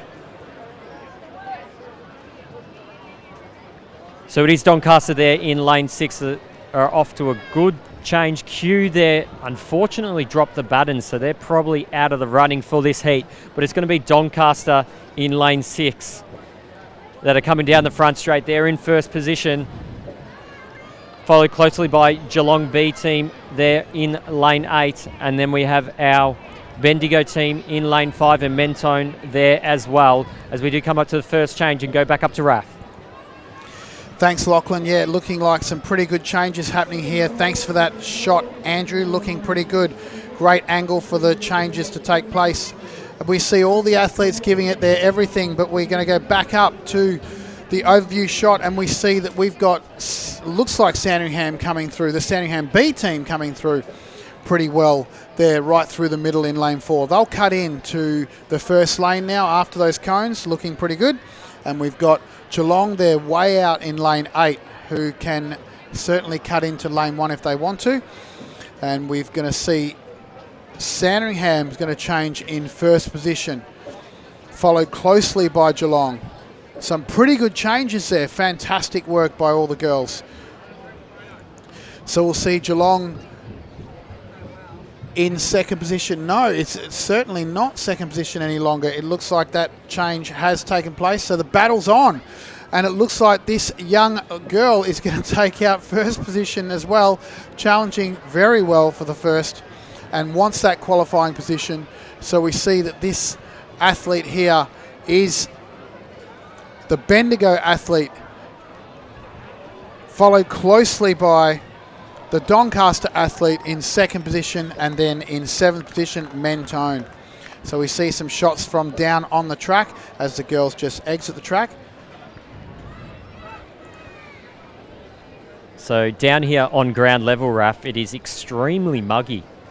So not too warm, but definitely the mugginess will be affecting the competitors here. So we do have 2 more heats before we are finished, so we can see the under 9 boys on screen, I think, at the moment. So this is the first heat. We do see in lane 1 Nunawading, in lane 2 Box Hill, in lane 3 Mornington, in lane 4 Brighton, in lane 5 Shepparton, in lane 6 Warrnambool, in lane 7 Geelong, and in lane 8 Caulfield. So they're your competitors in this first heat as we are being whistled up to the start line.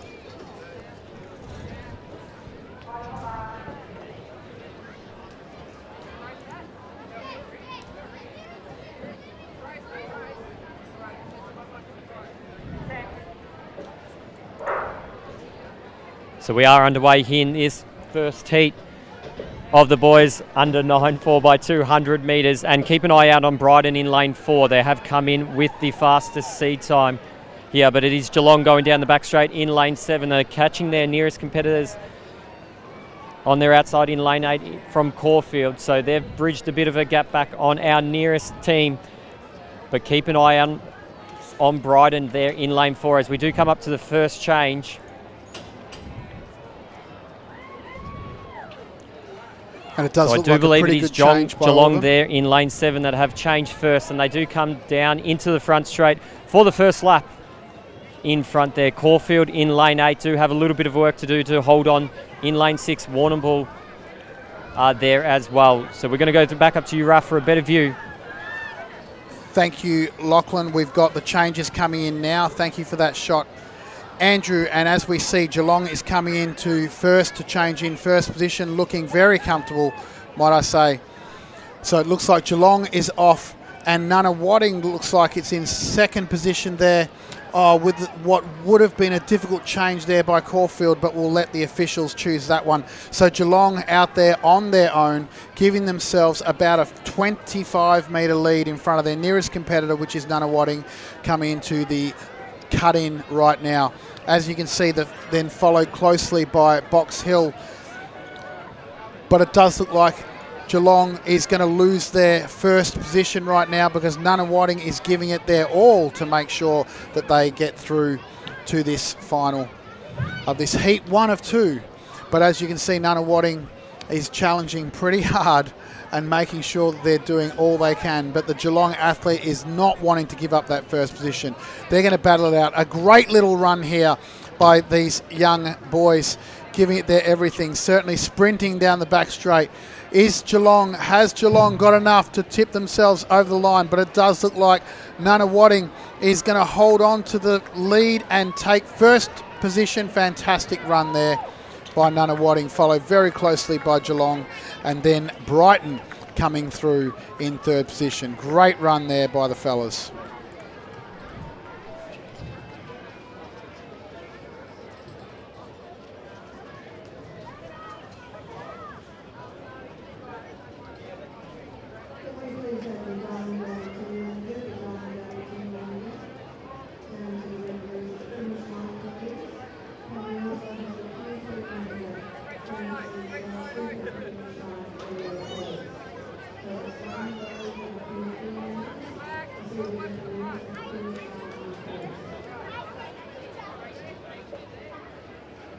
So as we can see, the start lists are back up on the screen, and we see that the start list for this race is heat 2 of 2 for the 4x2.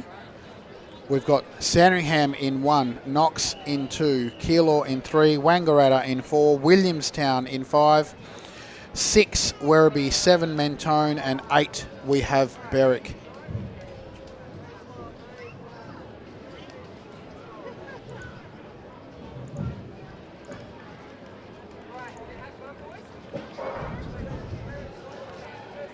So they're off and racing and looking pretty comfortable with all of the runners now, with a pretty even start across the board. But it does look like the athlete there, right out there, Berwick in lane 2 and Mentone in lane, Berwick in lane 8 and Mentone in lane 7 are looking the most comfortable here as we see them come through for their first change. So Berwick will change first, with Mentone changing in second position, followed very closely by Wangaratta. Wangaratta, who's travelled a long way, doesn't want to give up this heat without a fight, that's for sure. So we'll see Berwick come through in first as they come through to the front straight.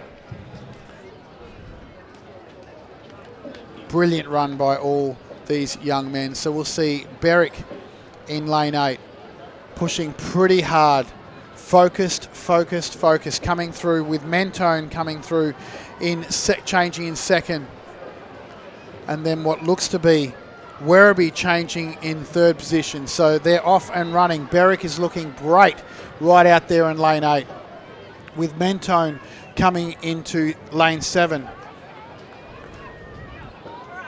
So as we see, we've got these young athletes coming in and going to cut in just after these cones. So they'll come into lane 1, give themselves the best possible chance. So Berwick's got a comfortable lead right now and should be able to take out line honours. They just need to get the baton across. So another great change by Berwick. Looks like they've worked pretty hard for these changes, these young athletes today. So here comes Berwick into the front straight. We're going to hear the crowd get behind them now. And then we have Sandringham followed closely behind them, with a battle on between Williamstown and what looks to be Werribee. So it's going to be definitely Berwick come through in first, and then Nunawading, Sandringham in second.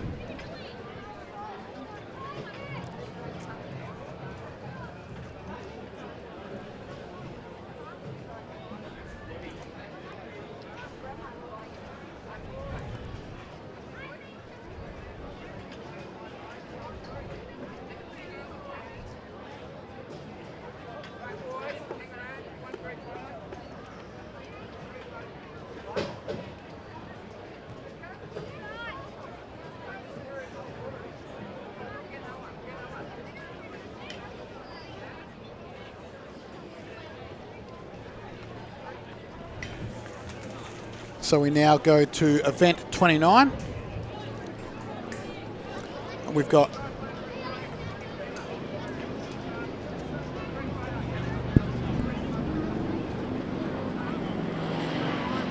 so we do turn our attention down to the start line for the introduction of The event 15, the girls under 15 4x200 metre relay final. In lane 1 we have Essendon. In lane 2 we have Cranbourne. In lane 3 we have Mentone. In lane 4 we have Whittlesea City. In lane 5 we have Doncaster. In lane 6 we have Geelong. In lane 7 we have the Geelong B team. And in lane 8 we have Werribee. We're always excited by these finals, aren't we, Lockie? These finals are always good, but if we remember from the heats, this is going to be one to be watching. And we can see the seated times here are looking pretty comfortable, but the ones to watch here are definitely Mentone in 3 and then Geelong in lane 6. So don't know who your pick is for this one, but I would certainly think that Geelong's going to give Mentone a bit of a run for their money. They're looking very good.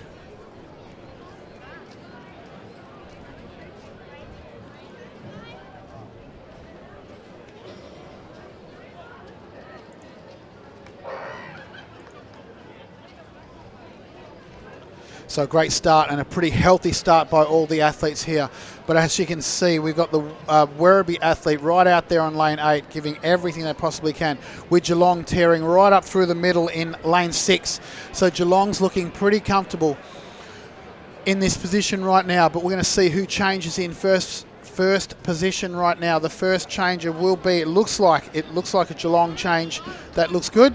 So here they come, coming right through the middle, and we see they're going to slingshot off this bend, coming into the front straight. So Geelong in first position, followed very closely by Doncaster, and Doncaster certainly giving their everything. But look at the Whittlesea City athlete tear up the track right now and do all that she possibly can to get her runner in the best position. Great change there by Geelong and a great change there by Whittlesea, but looking like it's going to be in second. First and second battle is looking good and looking pretty comfortable, but the Whittlesea City athlete is not giving up their battle for first position. So they'll come into lane 1 and they look very comfortable in lane 1. So we'll see Whittlesea City changing in first position, with Geelong changing in second position, and they're off and running with Mentone challenging for the second and third position. So we see that Geelong is challenging Whittlesea City. And here comes Geelong. And this is looking very comfortable for Geelong to take out this first position, with Mentone in second position and Whittlesea City taking out the bronze in this 4x200 metre final, followed closely by Doncaster in fourth. And then we've got Werribee, Geelong B team after that, and then followed by Cranbourne. Great run by all the athletes. White flags all round, so that looks pretty comfortable.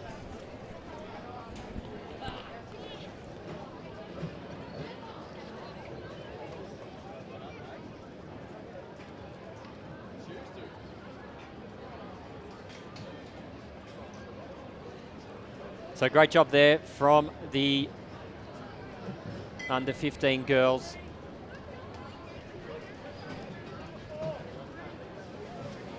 As we turn our attention back down to the start line, this time for event 16, the boys under 15 4x200 metre final. In lane 1 we have Berwick. In lane 2 Box Hill. In lane 3 Keilor. In lane 4 Ballarat. In lane 5 Werribee. In lane 6 Knox. In lane 7 Mornington. And in lane 8 Mentone. They're your competitors in event 16, the under 15 boys 4x200 metre final.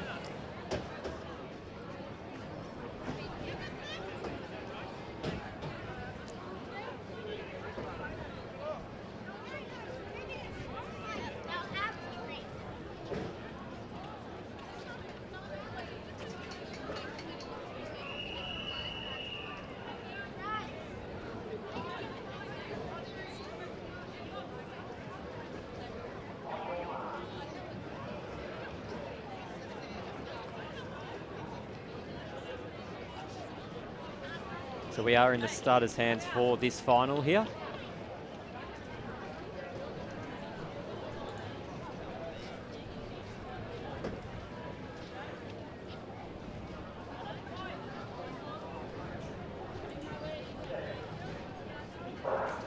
So we're underway here in the final. The boys under 15 4x200 metre race, and it's our team from Ballarat.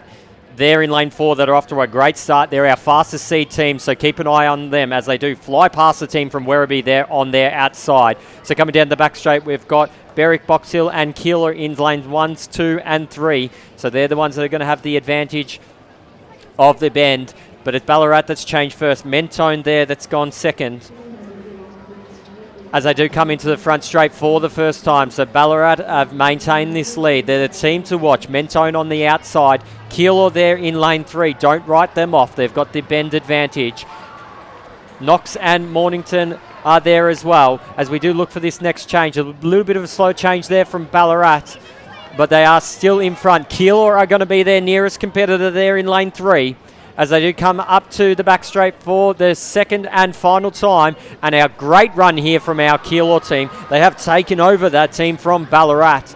They're going to have to do a bit of work to stay in this, but it's Keeler there in first place as they do come up to the third and final change. So Keeler there in first place, Ballarat in second, Werribee there in third, and we're going to go all the way down, 150 metres to go as they do come into the front straight. Our Keeler athlete's going to be in first place. Ballarat there in second. He's going to chase him down. It's going to go right down to the wire here, but our Keeler team's just got too much there. So Keeler's going to go through in front. 136.25 for our Keeler team. A great run there from Keeler. Wow, that's why we love relays, Raph.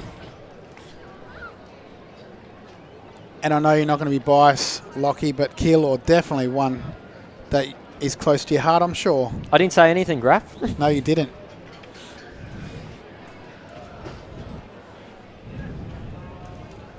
So we are moving through these finals of the 4x2. So next up is the girls under 14.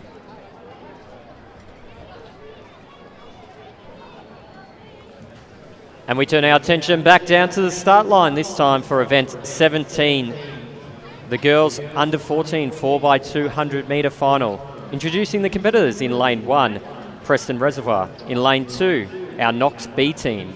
In lane 3, Essendon. In lane 4, Box Hill. In lane 5, Doncaster.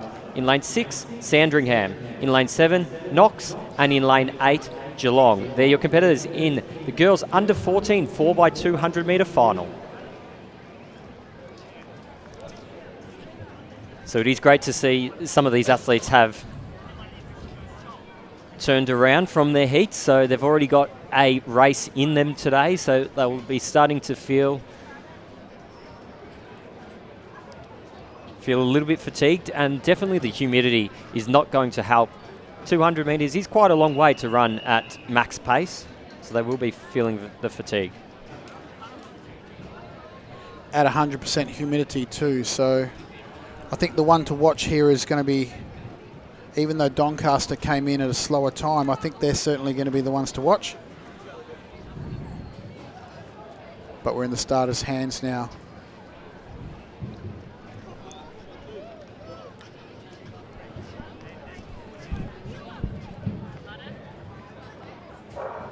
And a great even start by all the competitors here, looking pretty comfortable, but Doncaster look like they've got the pretty good run, but Sandringham, look at Sandringham giving it their all right out there in lane 6. So Sandringham catching up to competitor on her right shoulder, doing everything possible to make sure they get the best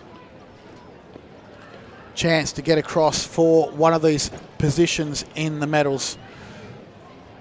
So we see Geelong now has changed in first position, and Geelong is currently in first and looking very comfortable, but being challenged very well by the Sandringham athlete, Jessica Malat. Jessica Malat with a great running style that she has, giving everything, giving her team the best possible chance. So Jessica Malat putting at least 8 metres on the rest of her competitors. So a great change there by these athletes from Sandringham. Geelong in second, with Box Hill chasing very hard in third position. And Box Hill certainly moved right up into second position now with the black and white socks, which must account for some performance level, we're sure.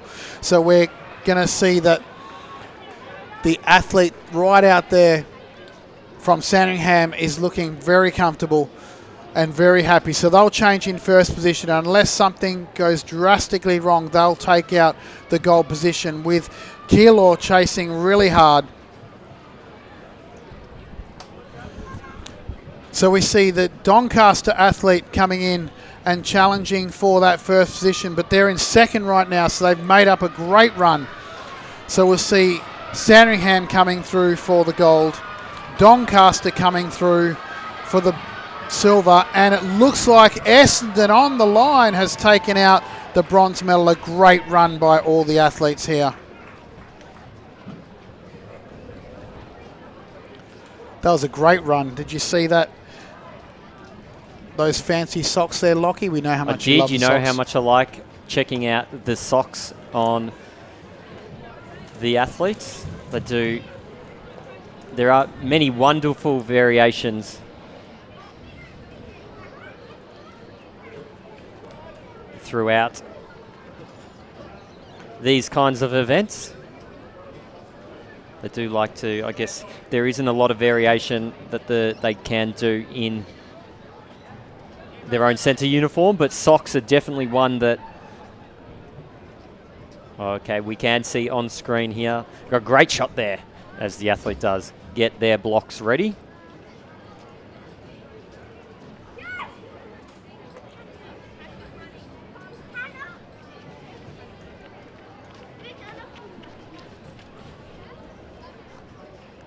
So we will turn our attention back down to the start line, this time for event 18. The boys under 14 4x200 metre final. In lane 1 we have Wangaratta. In lane 2 Mentone. In lane 3 Geelong. In lane 4 Knox. In lane 5 Werribee. In lane 6 Camberwell Malvern. In lane 7 Sandringham. And in lane 8 Nunawading. They're your competitors in event 18, the boys under 14 4x200 metre final. So we are in the starters' hands here for this final. Keep an eye out on Camberwell Malvern there in lane 6. They have come in with the fastest seed time.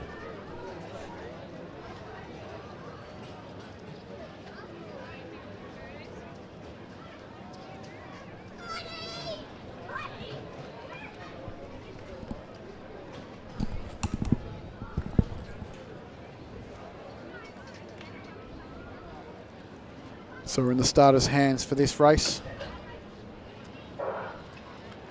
And they're off and running a pretty even start, but it does look like another Wadding athlete right out there in lane 8 is giving a good start. But look at the Camberwell Malvern athlete go.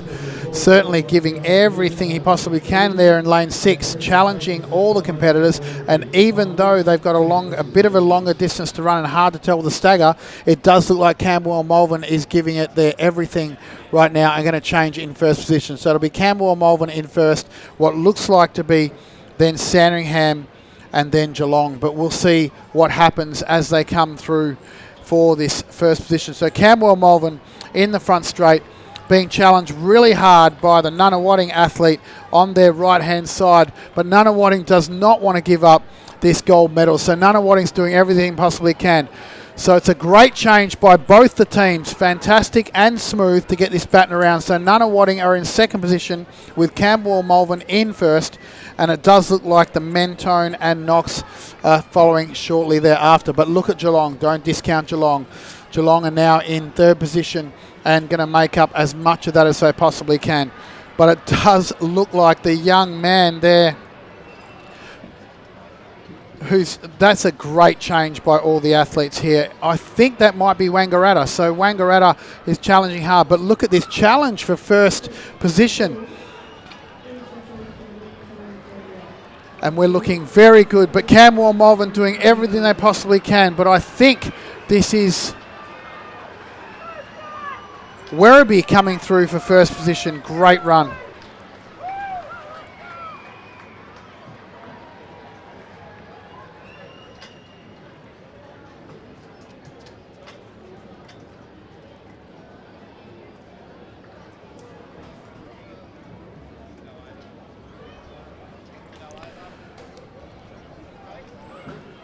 Great run by all the teams there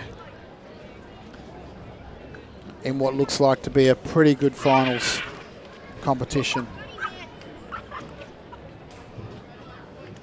So it's been a great competition so far. Many more finals coming up. But we're just shortly moved to event 19 now, which will be when we get the thumbs up from the officials here to introduce the track. We're going to let you know who they are. But this is a 4x200 metre relay, under 13. For those watching at home, we are coordinating introductions with the stadium announcements, so we do just have to wait until they are ready in the stadium before we can introduce these finals on the stream. So as soon as we do get that thumbs up, we will be right and ready to go.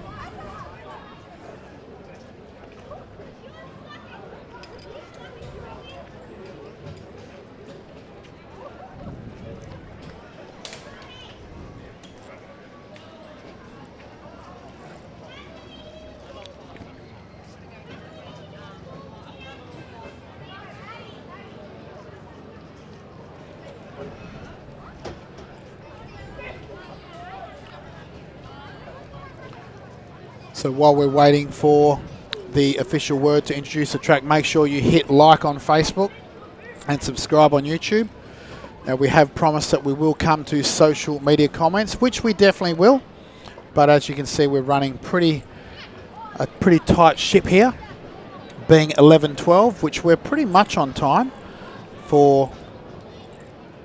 Yep, 11:12. So we're running right on time. So if you've got a schedule in front of you and you know when the team that you want to watch. And we do turn our attention back down to event 19. The girls under 13 4x200 metre final. In lane 1 we have Frankston. In lane 2 Geelong. In lane 3 Werribee. In lane 4 Sandringham. In lane 5 Mentone. In lane 6 Knox. In lane 7 the B Berwick team. And in lane 8 the C Geelong team. They're your competitors in event 19. The girls under 13 4x200 metre final. So there's certainly be some nervous girls out there right now, under 13s.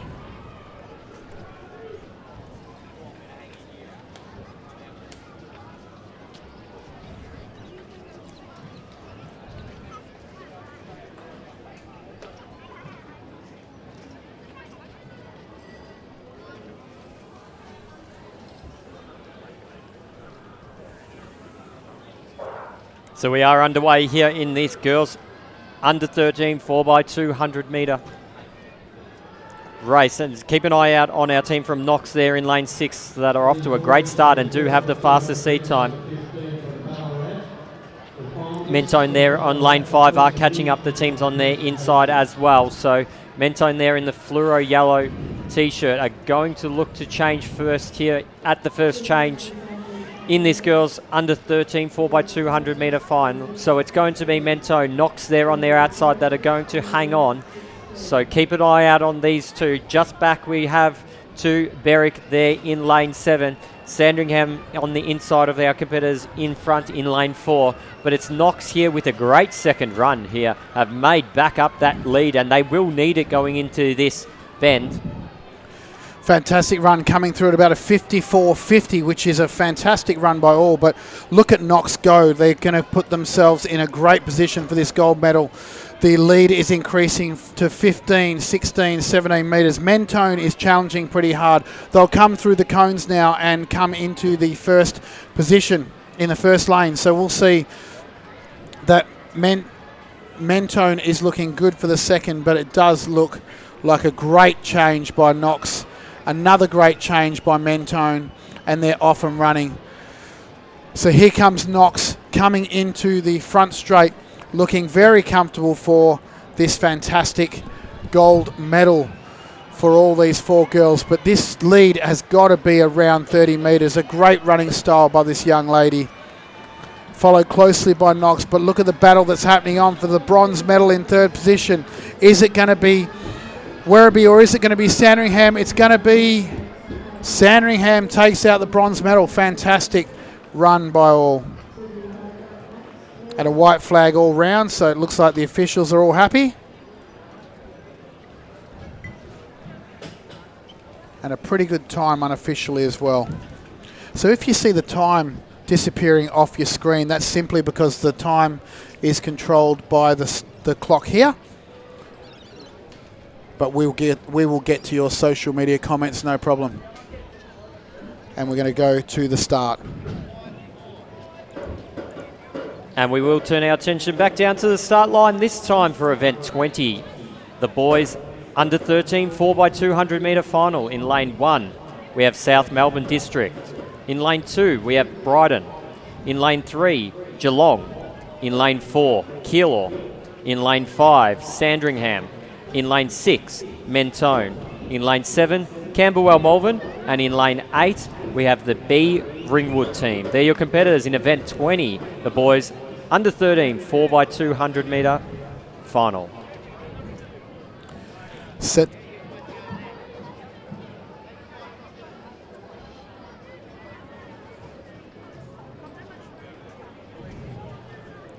So we can see our competitors down here on screen now, just going through their final warm-ups. You were saying just before, Raph, we are pulling in the exact clock that you are seeing here at Lakeside Stadium. So you are getting the exact time on screen as they are getting down at Lakeside Stadium. Of course, it is just provisional until the photo finish team do confirm the time. So there might be slight differences. And as you can see, we're running right on time. This is scheduled for 11:16 and it's currently 11:17. So it's running a really good ship here. So we're in the starters' hands. You can see the starters scrutinising the movements pretty closely. And off they are running really well with Mentone. A little stumble out of the blocks, but they're looking fantastic. But it does look like the Ringwood athlete right out there in lane 8 who's giving it their everything. So we do see Camberwell Malvern,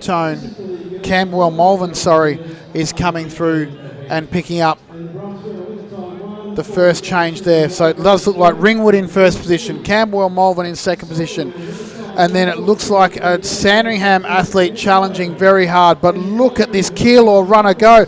Keilor's picked up all of them, gone from 5th position to 1st position for Keilor.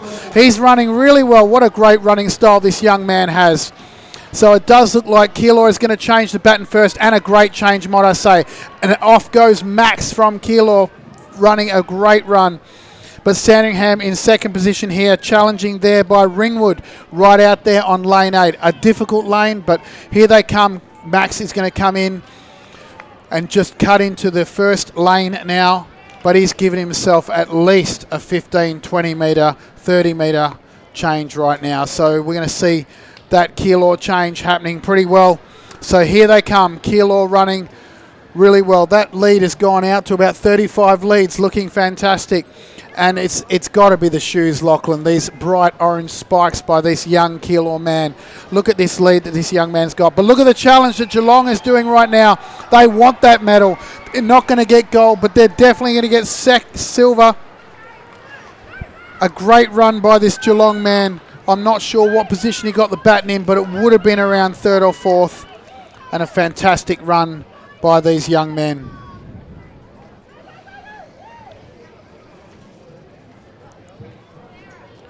Those watching at home, do make sure that you are commenting on our Facebook and or YouTube feed, depending on which one you are watching. We are going live throughout the day, so we'll be going right through to 12:30 for the lunch. So we've got some Go Team ELAC. I think that's Essendon. Mackenzie, fantastic. We want to make sure we get some of these comments in just while we've got some time. And we've got some binding starts at 9:30. Okay, let's go back to the start of this race. And we will turn our attention back down to the start line this time for event 21. The girls under 12 4x200 metre final. In lane 1, we have Frankston. In lane 2, Terrelgan. In lane 3, Wodonga. In lane 4, Mornington. In lane 5, Caulfield. In lane 6, Geelong. In lane 7, Sandringham. And in lane 8, Knox. They're your competitors in event 21, the girls under 12 4x200 metre final. It is happening extremely fast here, Raph. So is. Our head is spinning, but we're like a singing, dancing panda, that's for sure. But we're making it all work, so it's all going good. Big shout out to you, Lachlan, for coordinating this throughout the week.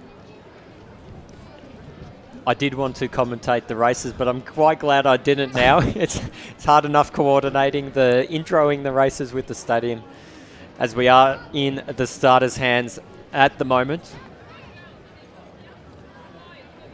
So as you can see, some have opted for blocks. And we are underway cleanly here. Do keep an eye out on Caulfield there in lane 5, who've come out with the fastest seed time. And we can see why here. They are catching up the teams on their outside, building a bit of a gap back there to their nearest competitors on their inside in lane 4 of Mornington. As they do run down the back straight, it's our Caulfield team there that have caught up to their competitors on the outside as they do come up to the first change and into the top bend. It's going to be Caulfield there with a clean change. We're going back to our competitors on the inside. I think it's Terrelgan there that have the advantage of the bend and probably Caulfield's nearest competitors. But it is all Caulfield coming down the front straight. Geelong there in lane 6. Closely followed by Sandringham. Mornington there in lane 4 as well. But they've got a bit of work to do if they do want to catch Caulfield. 54 seconds through the first lap. 54 seconds and Caulfield are off and running. They're giving themselves the best possible chance, but it does look like the team there from Wodonga, or Mornington, sorry, who's giving themselves a great run right now. But it does look like the Caulfield competitor cutting in now to the first lane is doing all they possibly can to make sure they are in the running for these medal positions. But look at Geelong challenging here. Mornington having a little look over a right shoulder. Great change there by Caulfield. Fantastic run by all the girls. But we see we've got now Mornington's Declan Tanner. Don't discount this young lady. She's an 800 and a 1500 metre runner, so she can certainly run the distance. But we see that Caulfield's got gold in their hands. But silver position, I think, might be challenged, but we'll see. No, there's going to be enough that Geelong do to get across the line for the silver medal, followed very closely by the Mornington athlete of Declan Tanner running really hard. And then we've got our athlete from what I think is Wodonga there. Fantastic run. Brilliant run, young lady.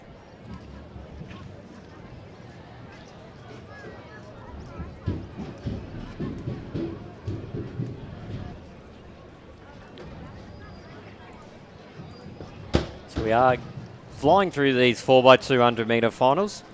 As we are getting the thumbs up to introduce this next field. So we will turn our attention back down to the start line this time for event 22, the boys under 12 4x200 metre final. In lane 1, we have Frankston. In lane 2, we have the Geelong B team. In lane 3, we have the Geelong A team. In lane 4, Sandringham. In lane 5, Keilor. In lane 6, Box Hill. In lane 7, Williamstown. And in lane 8, Brighton. So they're your competitors in the boys under 12 4x200 metre final. As we do look at the start list here, Raf,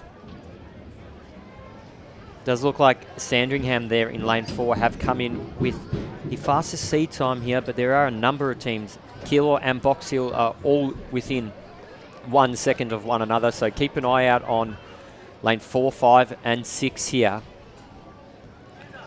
That's what we call a whisker, isn't it, Lachlan? I'll take your word for it. Takes out these.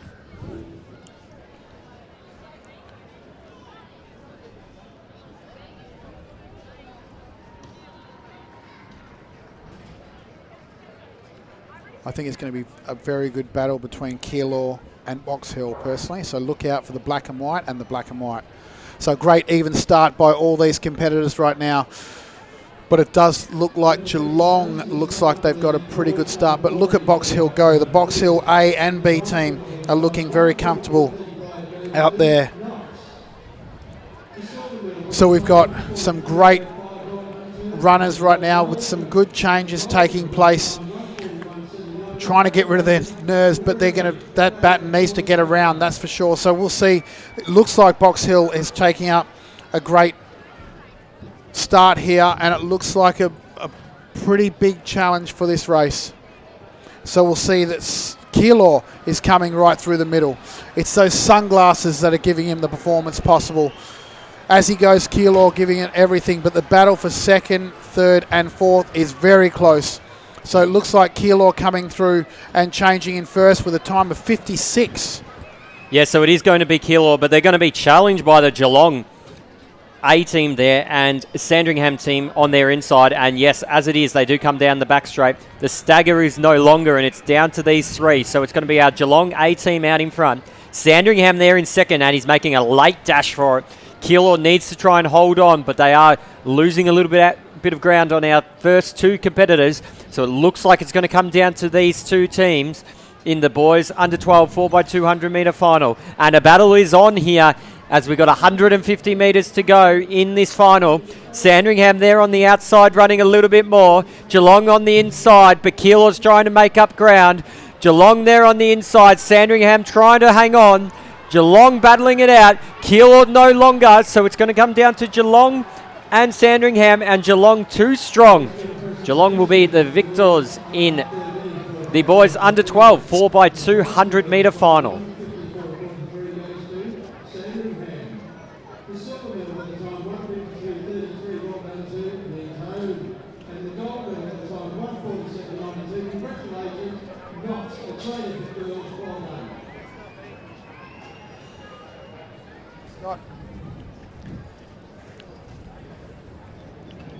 We go to 20.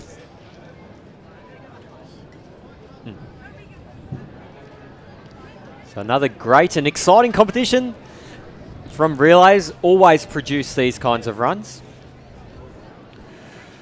Yeah, it's the time in the track and field season that teams comes out. So it's really good to see the teams aspect. And we will turn our attention to intro this race. So we do turn our attention back down to the start line this time for event 23, the girls under 11 4x200 metre final. In lane 1 we have Waverley. In lane 2, Knox. In lane 3, Keilor. In lane 4, the Geelong B team. In lane 5, Ringwood. In lane 6, Geelong. In lane 7, Camberwell Malvern. And in lane 8, Yarra Rangers. They're your competitors in the girls under 11 4x200 metre final.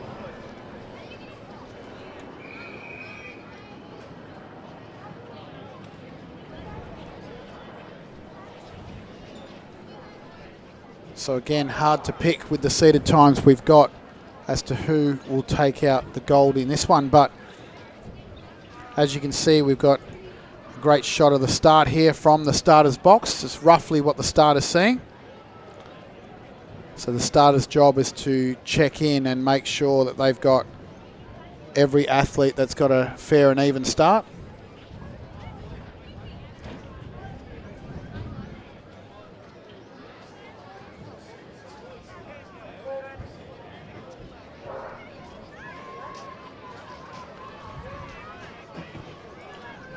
So we're off and running and got a great start here. Pretty even by all the girls, but right out there, Camberwell Malvern in lane 7. Looks like they're going to be the ones to change first with the momentum they've got coming into the stagger.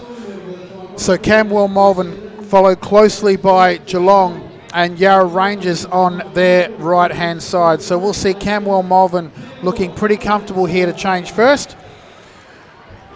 And a pretty good change there. The girl was certainly stretched out, but look at Geelong go. Geelong is certainly challenging, and Geelong certainly been a strong team so far, the ones to watch in these 4x2s. So here comes Geelong coming into the front straight. We see that Geelong is in first position and looking good. And as Geelong come through, we see the time here of around a 58. Lachlan, what do you reckon about this? Yeah, so 59 seconds there for our Geelong team out there in lane 6. And it's going to be a little bit hard for the competitors behind them to catch up, but we'll see how they go. Ringwood probably their nearest competitor. Don't discount Knox and Keilor, though, in lanes 2 and 3. So it is our Geelong team there. Ringwood there on the outside. So as they do come up to the green codes, signalling that they can move into any lane they do want. So Geelong there are still out in front, the A team. Ringwood there with the red shoes in second place. closely followed by a battle on for our third position between, I think, 3 teams almost. So we do have to wait for a clean changes, and most of the centres there did get through, but it's going to be our Geelong A team that are going to come down into the front straight with in first position. As they do come down, Ringwood are there and they are chasing our Geelong athletes trying to get through, but it's going to be Geelong and Ringwood. Ringwood, can they get them? A great last leg, but she's battling all the way through. But our Geelong competitor was able to hold her off, so a great run there. A phenomenal run by a Ringwood athlete. It's just a little bit too much of a gap there to make up in the last 200 metres.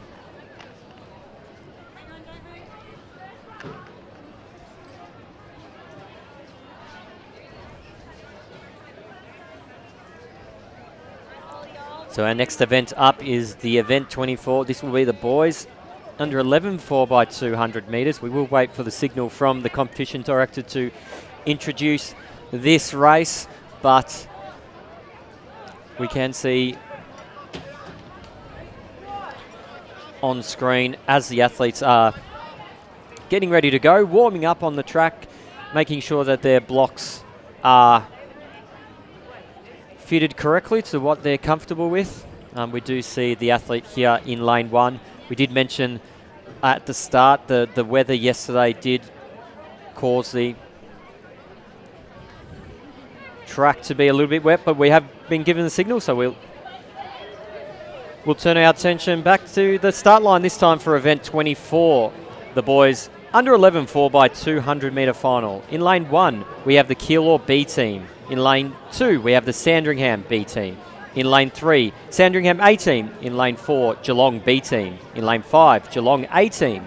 In lane 6, Keilor A team. In lane 7, Doncaster. And in lane 8, Diamond Valley. They're your competitors in event 24, the boys under 11 4x200 metre final. So we are in the starters' hands for this event. A number of centres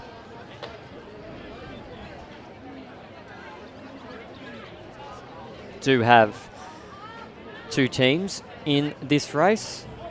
So we did just get a little bit of a yellow flag. I think the Keilor athlete in lane 1 is just struggling a little bit. We can see down on track that lane 1 is still probably the one that is affected a little bit more from the wet patch. Nonetheless, that's what the blocks are there to do. So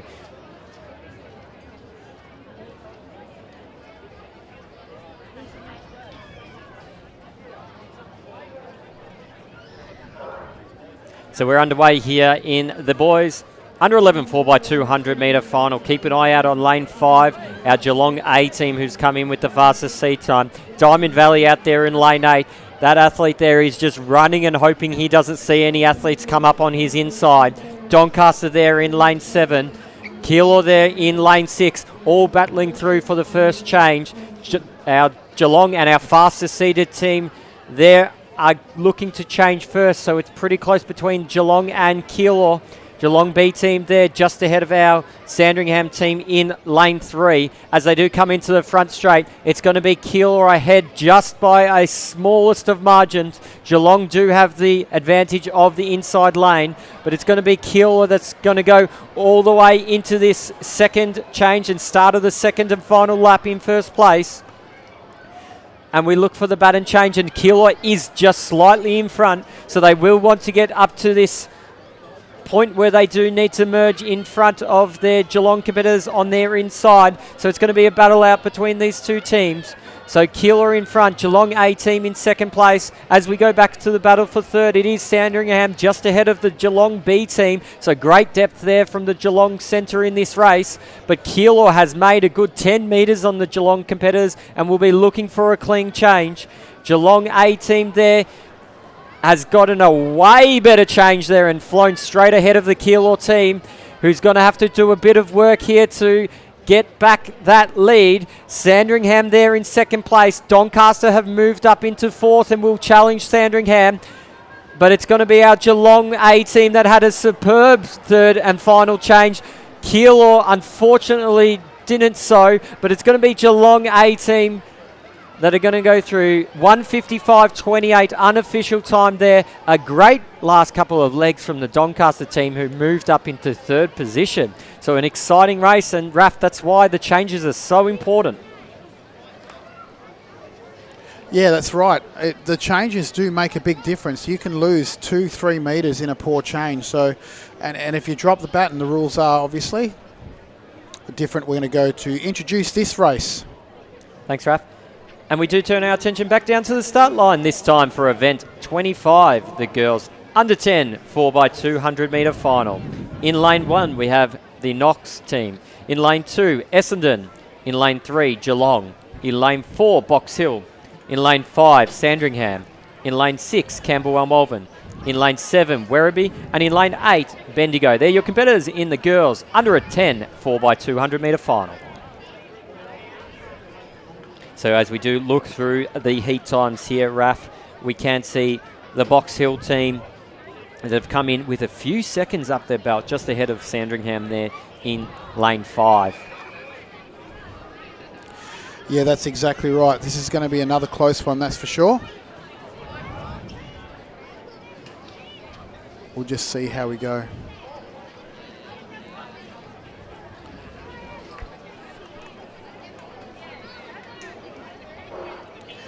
A great race, great start by all these young competitors. The nervous energy of being in a final, I'm sure, is dissipating right now. But it does look like the Box Hill athlete is challenging pretty hard out there. Camberwell Malvern going well as well. But we'll see lots and lots of great changes, we think, right here. So we see Camberwell Malvern coming in. It looks like they're going to change in first position, with Sandringham very close behind them as well. So it does look like Sandringham changed in first, with Camberwell Malvern in second, but we'll see. But it does look like the Bendigo athlete is certainly right out there in lane 8, giving everything they possibly can to make sure they're in medal contention. So we've got the Werribee athlete here in first position, followed closely by Bendigo, and then Camberwell Malvern in a close battle for third, with Box Hill challenging on the right as well. So we've got an interesting change there by the Bendigo athlete, but it does look like Werribee is coming out. But look at the Box Hill athlete go. The Box Hill athlete is churning her legs over as fast as she possibly can, certainly giving the sprint action that a good runner does. So the Box Hill is up in first position, with Camberwell Malvern in second position right now, and then Bendigo in third. So we'll see some pretty good running here by these young girls. So we'll see Box Hill changing in first, with Bendigo changing in second. Camberwell Malvern closely coming into third position now, with Box Hill coming into the front straight. And it does look like it's going to be a Box Hill gold medal right now for these young girls in the under 10 4x200 metres. But Camberwell Malvern is going to try and hold on to this silver position, with Bendigo closely in third position and a bronze medal. Then followed closely by Werribee straight after that. And then Essendon looks like they get a last little burst to come in to the fifth position. Great running by all the competitors.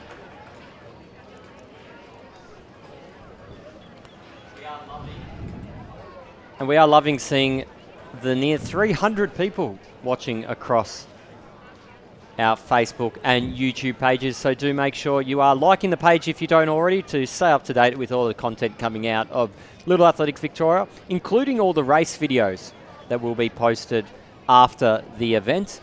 And also make sure you do subscribe to our YouTube channel as well to get notified. So we will turn our attention back down to the start line, this time for event 26, the boys under 10 4x200 metre final. In lane 1 we have Camberwell Malvern. In lane 2 we have the Geelong B team. In lane 3 Nunawading.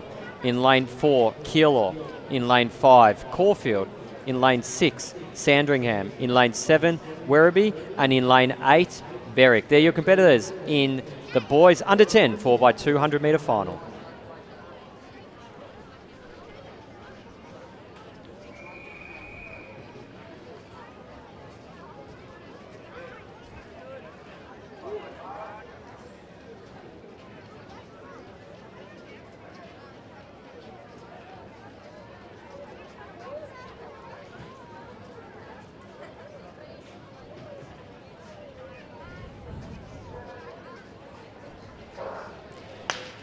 And we're underway here only to get a second gun there. So we will get back. I didn't see if there was any...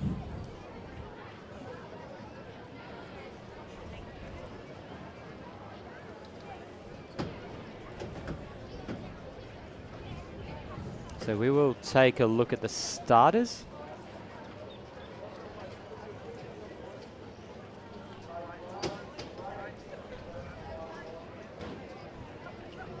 To see, so we are getting some great pictures here of our Nunawading athlete there, you can see on screen. So we are just getting ready to go, waiting for the starters to start this next race.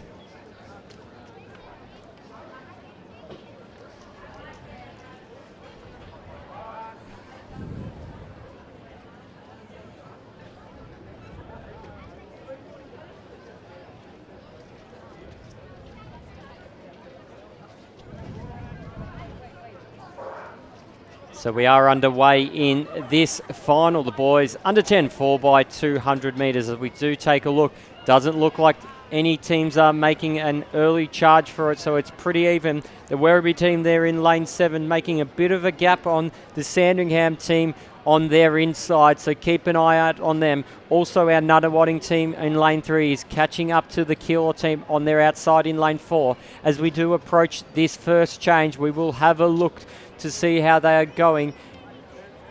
It does look like our Sandringham team in lane 6 were the first ones to change. Berwick there in lane 8 are trying to hold on. Werribee there in lane 7 as well. Keep an eye out on Keilor in lane 4 that do have the advantage of the bend, but it's going to be all about Sandringham coming down the front straight for this first time. The Keilor athlete's there, scrunching his face. He is digging deep, getting all the way through. I think he may change first. We'll see how we go. We're hoping for a clean change here, and we have it at near identical times, but Keilor has the advantage of the bend now, so Sandringham will have to do a bit of work to hold on. So Keilor out there in front, Sandringham in second place, about 30 metres back to the nearest competitor, which I think would be Nunawading. So Nunawading there in third place, but Keilor's going all the way through, and a great run here by the Keilor athlete has made a good 30 metres on their nearest competitor back to Sandringham, who will now be challenged by the athletes in third and fourth. Caulfield there in third position currently, but we'll be hoping for a clean change. And it is, so it's our Sandringham team there just ahead of Nunawading, who jumped ahead of Caulfield there on that latest change. Keilor looks like they're going to be free here, but Sandringham there in second place is going to hold on. It's going to be a battle for third. Nunawading there in third place currently. Can the Caulfield athlete hang on? Actually, Sandringham's athlete is coming. Keilor's trying to go through. Keilor just got there, so... I think if you had given it about 10 more metres, that Sandringham athlete would have caught the Keilor athlete. A great last leg there from Sandringham. Unfortunately, just needed a little bit more to get that Keilor athlete. As we do get ready for our final of our non-mixed 4x200 metre finals, and I've been given the thumbs up by the competition director. So we will turn our attention back down to the start line, this time for event 27, the girls under 9 4x200 metre final. In lane 1, we have Gippsland Country Region. In lane 2, the Geelong B team. In lane 3, Sandringham. In lane 4, Keilor. In lane 5, Bendigo. In lane 6, the Geelong A team. And in lane 7, Doncaster. And rounding out our competitors, we have in lane 8, Mentone.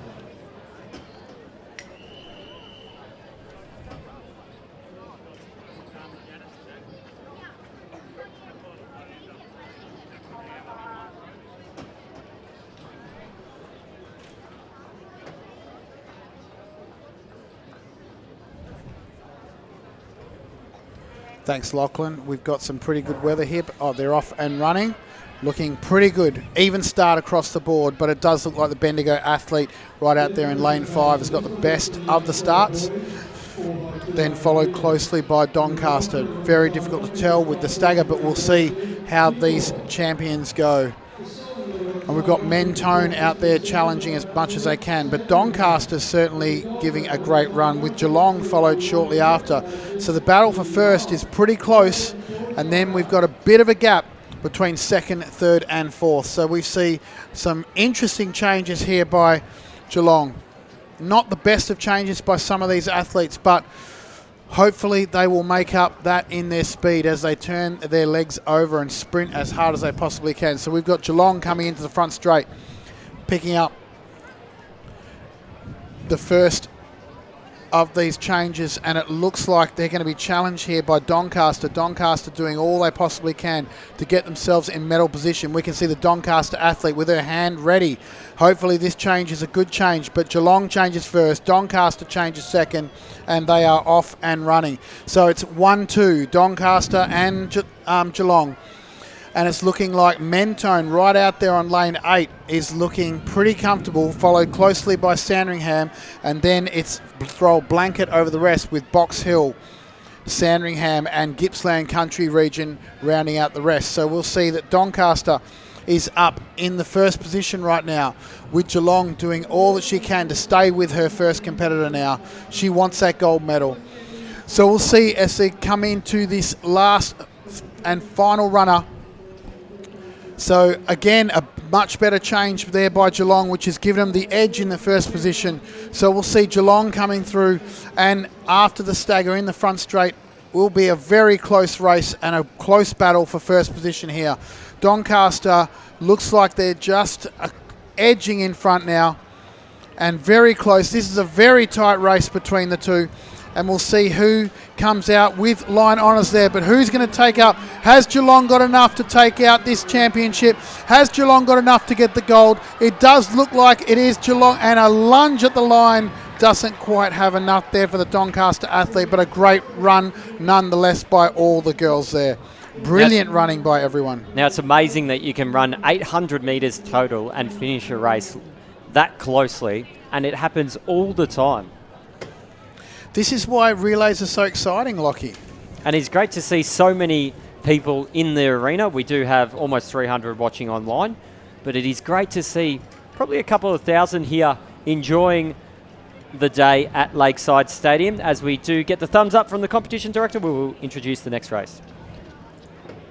So we do turn our attention back down to the start line this time for event 28, the boys under 9 4x200 metre final. In lane 1 we have Bryden, in lane 2 Wangaratta, in lane 3 Geelong, in lane 4 Berwick, in lane 5 Nunawading, in lane 6 Sandringham, in lane 7 Williamstown, and in lane 8 Werribee. They're your competitors in the boys under 9 4x200 metre final. So it's our final race here for the non-mixed age competitors. We do see a number of athletes coming down here. We do see some senior athletes, Raf, that we do recognise from senior competitions that do come down to their local little athletic centres and do coaching. I can see Chris Matrevsky down there from Keilor, a prominent jumper. And we are underway here in event 28, the boys under 9 4x200 metre final. It's our team from Nunawading there that's off to a great start. They've already caught the competitors from Sandringham on their outside. Werribee team there out in lane 8 is just head down and running and hoping that no one catches up to them on their outside, and they're doing well. As we do approach the first change, we will try and get a glimpse of who does change the baton first. I think it was actually Werribee out there in lane 8, so they're doing well so far. They've got a fair gap on their nearest competitors. It's deceiving with the bend, but we'll see how we go. So it's Berwick there as well in lane 4 with Nunawading on their outside. So it's our Werribee athlete here holding on for his position in lane 8. Berwick there in lane 4. Geelong A team has made a little bit of strides here in this second change and will probably change first. Yes, they have. So it's a Geelong change first. A long run up there for our lane 4 competitors in Berwick who are out there in front. Let's see who gets the first position here when they start to merge along. So it's Geelong there with a gutsy run here from our Berwick athlete there on their outside. We'll go back to our third position and we have Nunawading. These three are in front and the competitors behind them are going to have to do a bit of work to challenge. Look at the little gutsy run there from the Nunawading athlete. Has caught up to the nearest competitors there. Probably left his run a little bit late in that 200 metres, but has put Nunawading right back in it from top position here. Geelong athletes are running extremely well, but Geelong's going to be first. Berwick there in second position. Nunawading in third as we come down the front straight for the final time. Can Berwick get there back up on their shoulder? So it's going to be Berwick here right up on the shoulder. Geelong there on the inside trying to hold their line. Berwick there with a late charge, but it's going to be Geelong that's going to go all the way through. A great last leg from these two competitors. Back to third. It's Nunawading being challenged by Brighton. Wow, so a great run. And that's our final non-mixed 4x200 metres. So we do have a slight break in the program until 11:58.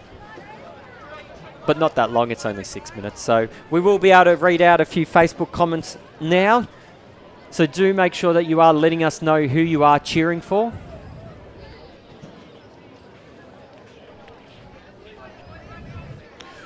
Oh, no, Lockie, I'm I getting don't know. the thumbs up from the competition director to start the next race. So we're going straight back into it.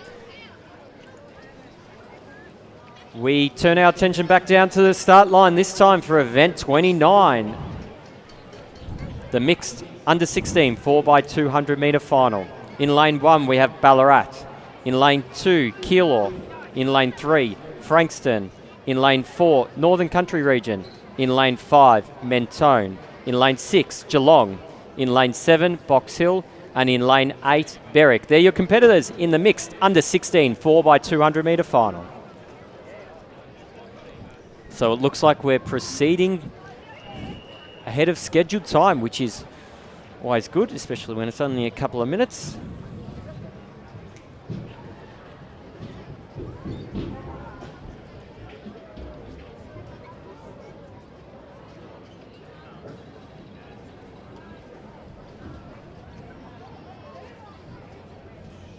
So we are in the starters' hands for this under 16, and it is great to see.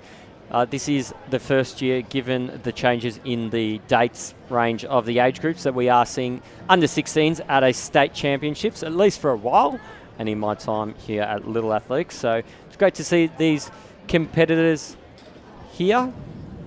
A lot of these competitors will also be mixing Little Athletics with the senior athletics, which is definitely something that we do encourage, and we do want athletes to continue on into the senior athletics if they do enjoy it. So a lot of these athletes will do that. And we are underway here as we do take a look.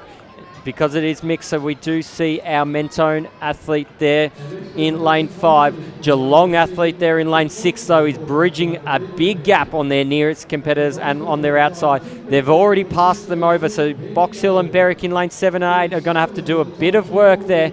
Mentone there in lane 5 are off to a great start. So it's Mentone here that are coming into the top end in first position. Then we go back to Box Hill and Geelong in second and third. Don't discount Berwick there in lane 8. And then there's a fair gap back to our Keilor, Frankston, Ballarat and Northern Country Region teams. But it's going to be Mentone that change for the second time in first position. The teams on their outside need to do a bit of work to catch up here. But it's Mentone first. Keilor there in has just changed the baton. They're going to come back in about fourth position. But Mentone, Box Hill and Berwick are out there on their own. Mentone striding down the back straight. Our Box Hill athletes having a great leg here as they do get ready for the final change. So we've got our Mentone athlete against our Box Hill athlete. It's going to be a battle for first position. Don't discount the Berwick athlete who's flying down the top end. He's going to be the nearest challenger to our Mentone athlete. It's going to be Mentone first. Berwick there in second place. Keeler's come out of nowhere for third, but Mentone are going to go in front. Great legs from the Mentone teams. Berwick in second, Keeler in third, Frankston fourth, Geelong fifth. So there your placings for event 29, the mixed under 16 4x200 metre final.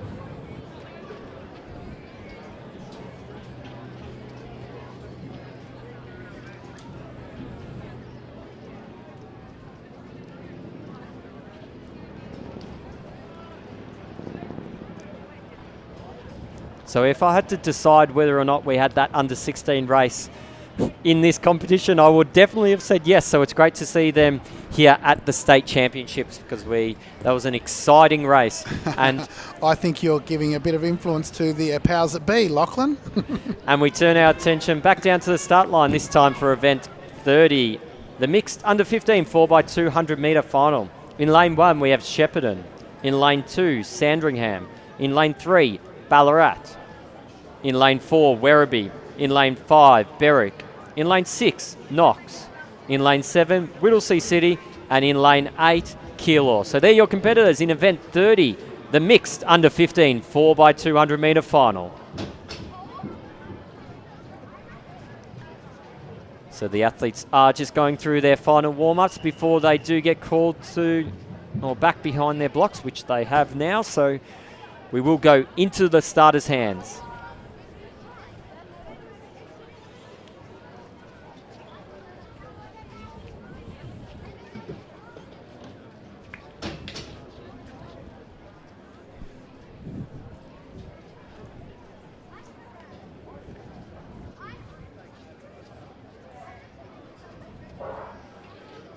And we're underway here in event 30, the 4x200 metre under 15.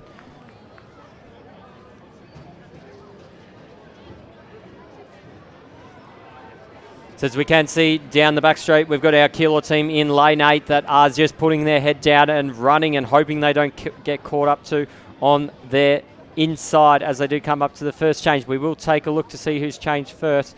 Keep an eye out on Ballarat team there in lane 3. It does look like they've been the first changes. Keilor up there in front, Whittlesea City on their inside. As we do come into the front straight for the first time, we see Berwick there in lane 5 being challenged very closely by Ballarat in lane 3.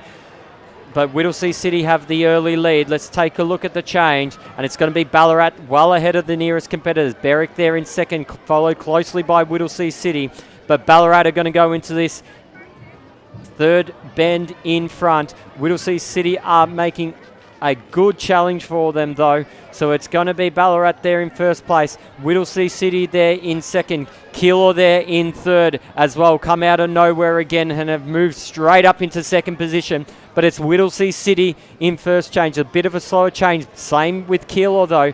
So no difference made up there. So it's Whittlesea City first. Keilor there in second place. Ballarat in third as we're going to challenge down into the front straight. So it's going to be Whittlesea City in front. But Keilor's coming right up on their outside and are going to go there. Ballarat, don't discount them. They're coming in strong. But it's going to be Keilor there, and they're going to run out of room for our Ballarat athlete. But a great run nonetheless. So Keilor in first place. Ballarat in second.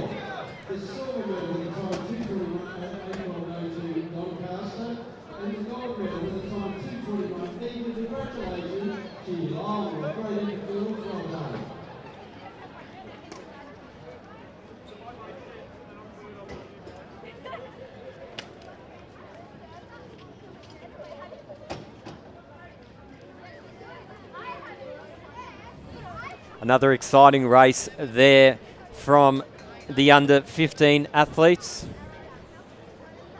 So we are flying through this, and we do have the thumbs up for the competition director. We do turn our attention back down to the start line this time for event 31, the mixed under 14 4x200 metre finals. In lane 1 we have Corio. In lane 2 Keilor. In lane 3 Frankston. In lane 4 Wangaratta. In lane 5 Berwick. In lane 6, Ballarat. In lane 7, Box Hill. And in lane 8, Whittlesea City. They're your competitors in the mixed under 14 4x200 metre final. So we can see our competitors here So these athletes in these mixed events didn't have heats. So these would be, unless they did compete in their single 4x200 metre in the heat or final, this would be their first race.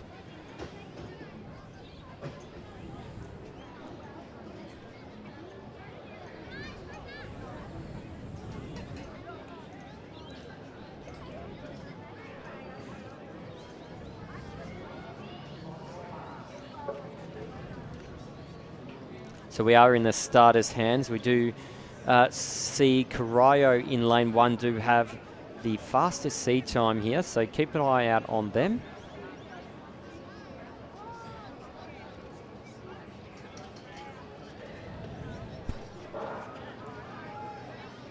And we are underway in event 31, the mixed under 14 4x200 metres, and it's LAVic team out there in lane 5 that's making good grounds on the Ballarat team on their outside.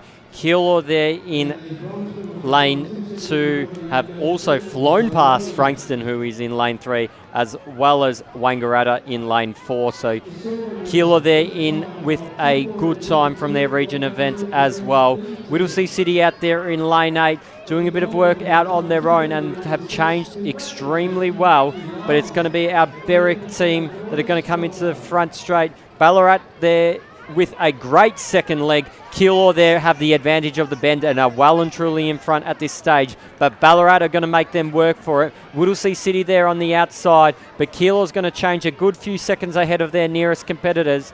So Keilor's out there in front. Carrillo, here they come on the inside. So it's Carrillo and Keilor there in first and second places. The outside teams have a bit of work to do, and so does Keilor as the team flies past them from Carrillo. A great leg here from this young athlete. So Carrillo here are going to go into the final change in front. This is why they've come in with the fastest seed time here. The Keilor athlete needs to try and get to that change as quick as possible. So it's Carrillo here with 30 metres on their nearest competitor.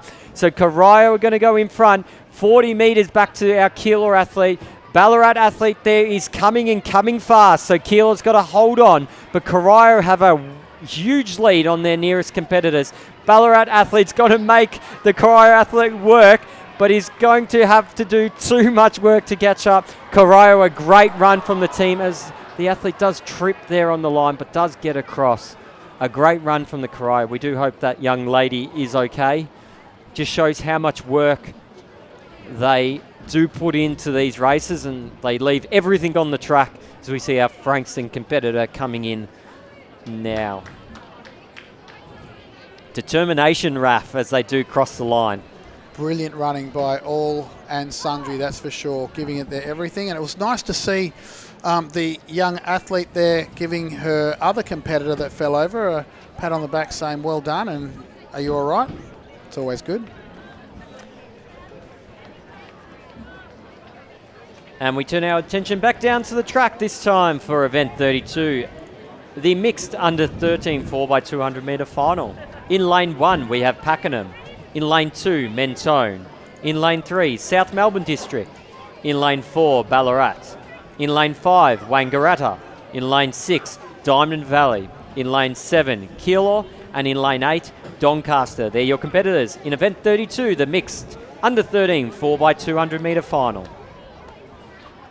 We do see, not that we're biased at all, Raf, but our Diamond Valley and Keilor athletes right next to each other, good Northern Metro Region centres. That wasn't organised at all. So hopefully we'll see a bit of a good battle here.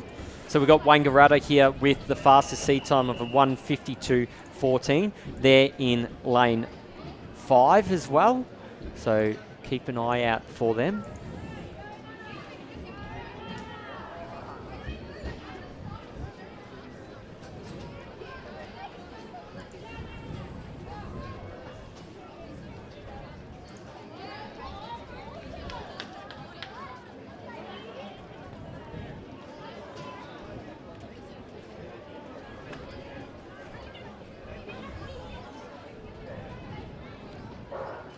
So we're underway here in event 32, the mixed under 13 4x200 metre final. So we keep an eye out to see who's making early charges. So it's going to be our Keilor team that's making a bit of a gap on the Diamond Valley. Wangaratta there in lane 5 is nearing the Diamond Valley athlete there on their outside. So Keilor there out in lane 7. That's off to a great start. As they do approach the first change, we will take a look to see who's changed first. Mentone there are closely followed behind Keilor. But it's going to be Keilor that's going to come into the front straight in first position. Wangaratta there, who's got the fastest seed time in lane 5.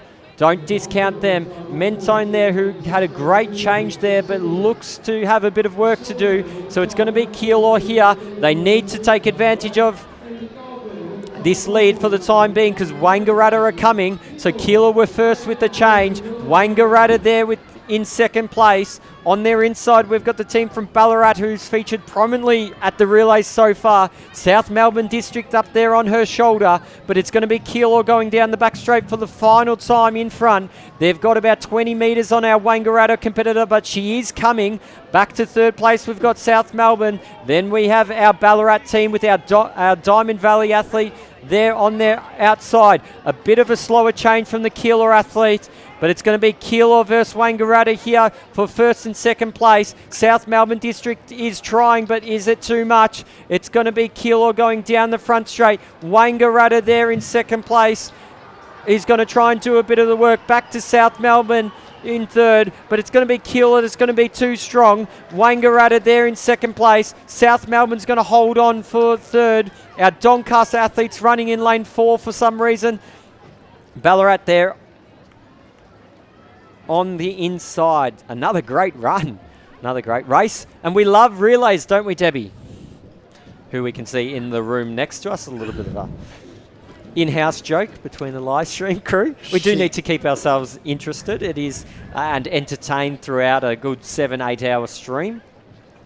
We are coming up to our lunch break, however, so we will be turning the stream off after event 36 and closing it down for about an hour before we come back after the lunch break. And we turn our attention back down to the start line, this time for event 33, the mixed under 12 4x200 metre final. In lane 1, we have Werribee. In lane 2, Whittlesea City. In lane 3, Cranbourne. In lane 4, Ballarat. In lane 5, Williamstown. In lane 6, Wangaratta. In lane 7, Croydon. And in lane 8, Mentone. They're your competitors in the mixed under 12 4x200 metre final. So we do see our athletes just going through the final preparations here before the starters do call them back behind their line.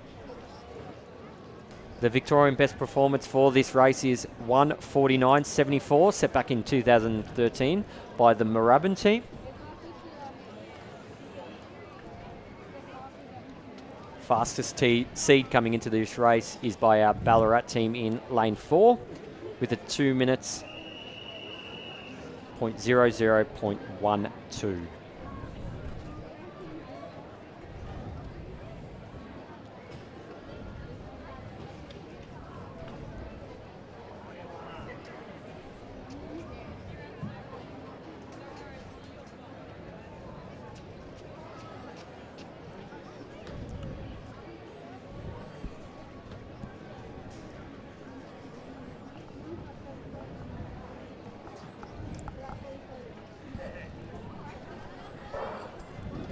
And we are underway here in event 33, the mixed under 12 4x200 metres, and it's our Williamstown athletes there in lane 5 that's off to a great start, catching the team from Wangaratta.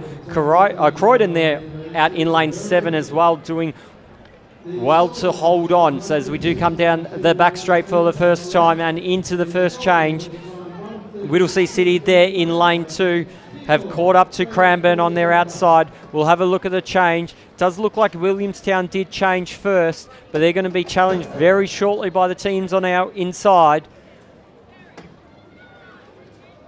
As they do come into the front straight, it's still Williamstown holding that lead. Ballarat there are on their inside, And there's a fair height difference between these two athletes, but it's going to be the Ballarat athlete that's going to go soaring past here as they do come into the third change and the start of the second change and the start of the second and final lap. And our Ballarat athlete is off and running. Whittlesea City there in lane 2, followed closely by our Williamstown team in lane 5. But Ballarat with a great second lead there, and now a even better third leg has bridged or made the gap even bigger. So it's got to be our Ballarat team out there about 40 metres ahead of their nearest competitors in Whittlesea City with the fluoro yellow socks. Werribee there on the inside have come out of nowhere for this last leg, but Ballarat here have a good 50 metres back and they're going to be comfortably through. The battle's going to be on now for second, third in the medal presentations, but it's going to be Ballarat in first place. Whittlesea City currently hold on to second place. There's a challenge on for third. Werribee's trying hard. Williamstown want to get back into the medals. So Ballarat go through first, 1:54.06 unofficial time. Whittlesea's there in second place, and Werribee have been able to hold on with a great dive to the line there by our Werribee athlete for third position.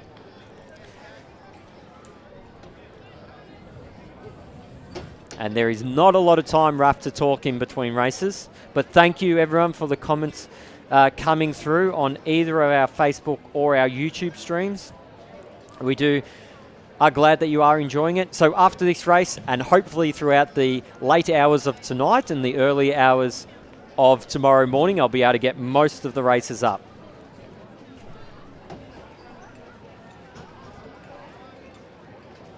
So we turn our attention back down to the start line this time for event 34, the mixed under 11 4x200 metre final. In lane 1 we have Wangaratta. In lane 2 South Melbourne. In lane 3 Berwick. In lane 4 Coburg. In lane 5 Caulfield. In lane 6 Ballarat. In lane 7 Knox. And in lane 8 Williamstown. They're your competitors in event 34, the mixed under 11 4x200 metre final.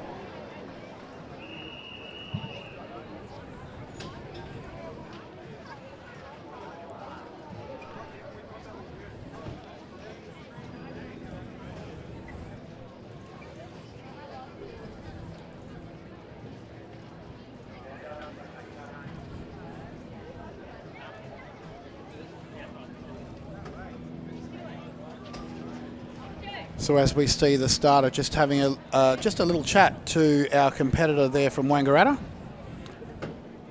She's travelled a long distance, which we're very thankful for. We can see the thumbs up there from that start. I'm not sure what they were saying, but I'm sure it was just with regards to the start there. So we can see a little bit of a... And we are underway here in event 34, the mixed under 11 4x200 metre final, and it's our Caulfield team there in lane 5 that's off to a great start, as well as Knox athlete there in lane 7 that's gone straight past the Williamstown athlete in lane 8 as they do go down the back straight. Caulfield and Ballarat are there in lane 5 and 6 and are going to battle it out all the way through to the end. We then go back to our teams behind them in South Melbourne in lane 2 as well, as we do look for the first change. A good change here from our Knox team out there in lane 7. Do have a bit of a gap back to their competitors as they do come into the front straight. We will see which team is just behind them, but it is going to be Knox that are leading this one. Berwick there in lane 3 with Caulfield in lane 5 in probably third position. As we have a look to see who gets this baton first, it's going to be Knox, so they're in front. Berwick there in second place, followed closely by, I think, South Melbourne and Wangaratta here in lane 1. So have a look at Wangaratta, 2:03.97 seeded time coming into this race. So it's Wangaratta there on the inside. He's going to try and hold his position on the Berwick athlete there on the outside, but Knox is still out there in front on their own, and there's going to have to be a big run for them to be challenged here. But so Knox are going to change for the last time in front. So Knox is in front. Wangaratta have taken the lead, but a bit of a slower change to let Caulfield stay in that Apologies, Berwick stay in that. So it's Knox there in first place. A battle's on for second place here between our second and third competitors. So it's Wangaratta there that's holding the inside line. Berwick there on the outside. It has got a bit of work to do here. So it's Knox there that led the whole way of this race. Wangaratta there in second place. I think you're going to be able to hold on for second place. Berwick there in third. And a battle on here for fourth. A bit of a dip to the line between South Melbourne and Williamstown. I'm not going to call that. We'll leave that for the photo finish team. But a great run nonetheless. So we've got 2 races to go, Raf, before the lunch break. So once again, we will be turning the streams off for about an hour while the lunch breaks are taking place. Give our camera crew bit of a break. You're really looking forward to this Subway lunch break, aren't you, Lockie? I am. I'm just looking at that tent Big and I want that Subway the whole time. And I am getting thumbs up from the comp director. So we will turn our attention back down to the start line this time for event 35. The mixed under 10 4x200 metre final. In lane 1 we have Warrnambool. In lane 2, Williamstown.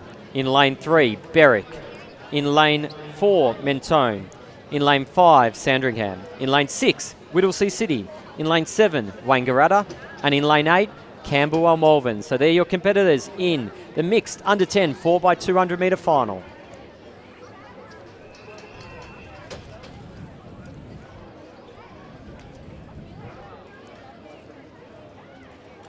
So we are in the starters' hands here for the second last 4x200 metre for the day. It's been a great day so far. Good to see the sun coming out now, drying the track after a very wet day yesterday.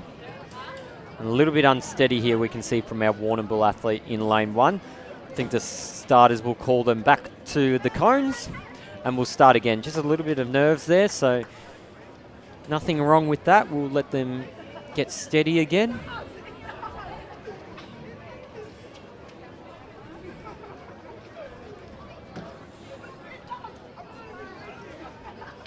So thank you again to our people commenting on our live stream and watching our live stream. We'll read through, we can't bring them on screen, but Kathy Matthews cheering for Wangaratta. A good race, last race just gone.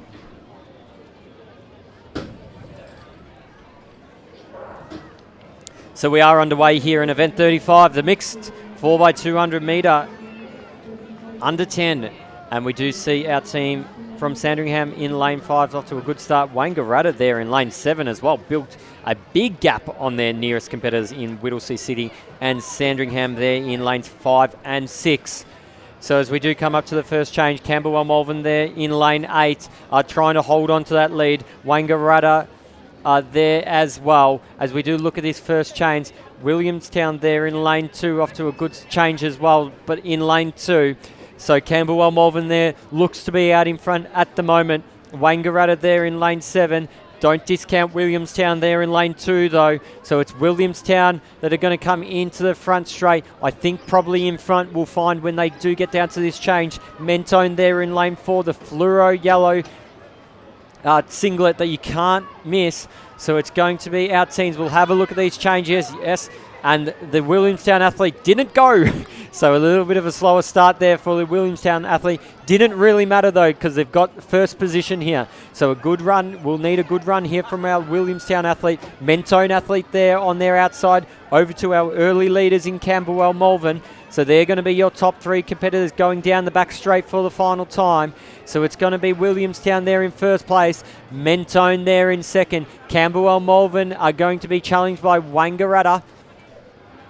And our Berwick team who have come from lane 3, but it's Williamstown in front, probably 30 metres on Mentone. Camberwell Malvern are just on their tail, so it's a battle on for second and third here between a number of teams. Williamstown athletes hanging on, but the Mentone athletes coming, so we'll wait to see. Mentone athletes there in lane 2. It's not going to matter when they get into the front straight. Williamstown there's head back trying to hold on, but Mentone athlete's going to be too strong. So it's Mentone here, Williamstown there in second, but a battle on for third here. So it's going to be Sandringham, a late charge on the outside for third position, but a great last leg there from our Mentone team.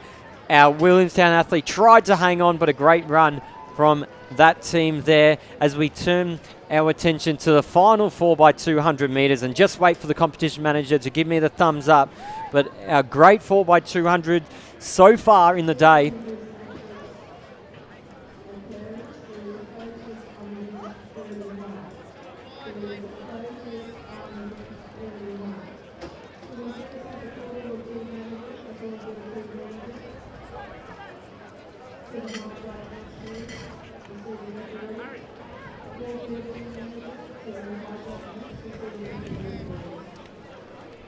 And we turn our attention back down to the start line, this time for event 36, the mixed under 9 4x200 metre final. In lane 1 we have Geelong. In lane 2, Keilor. In lane 3, Box Hill. In lane 4, Moe. In lane 5, Wangaratta. In lane 6, Ballarat. In lane 7, Mentone. And in lane 8, Doncaster. They're your competitors in event 36, the mixed under 9 4x200 metre final.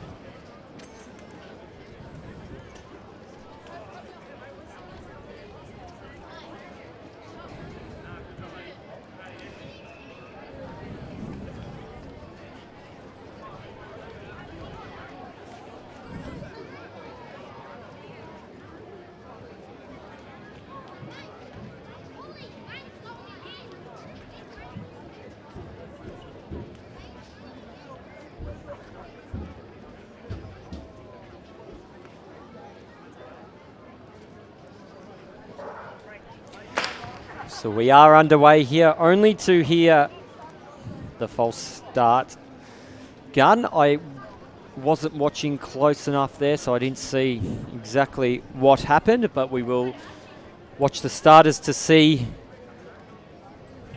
if an athlete did false start there. So event 36 here, the final of our 4x200 metres. And just before lunch break, so those watching at home on either Facebook or on YouTube, we will be turning the streams off after this event here, as we do have about an hour break on the program, but we will be coming back at 1:25. So the next event after lunch is 1:25, which will be the mixed under 16 4x100 metre heats. So just a reminder to those watching at home, we will be turning off the stream and then coming back afterwards. So do make sure that you do refresh the page, because the links will change. So be sure that you aren't just sitting on this page and thinking it's going to start again. We will need to get you to click over, and we do thank the 300 people that have been watching throughout most of the morning for watching, and we do hope that you can join us again for the afternoon session.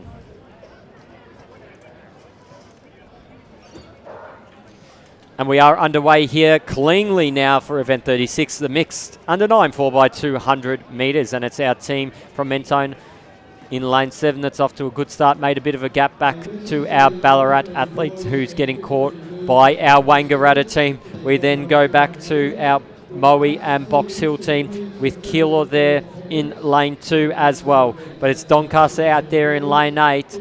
Hasn't seen a competitor yet. It's extremely difficult running that first leg out in lane 8. You don't know what's happening behind you. The advantage of lane 1, at least you know where everyone is. So it's going to be Doncaster there in lane 8.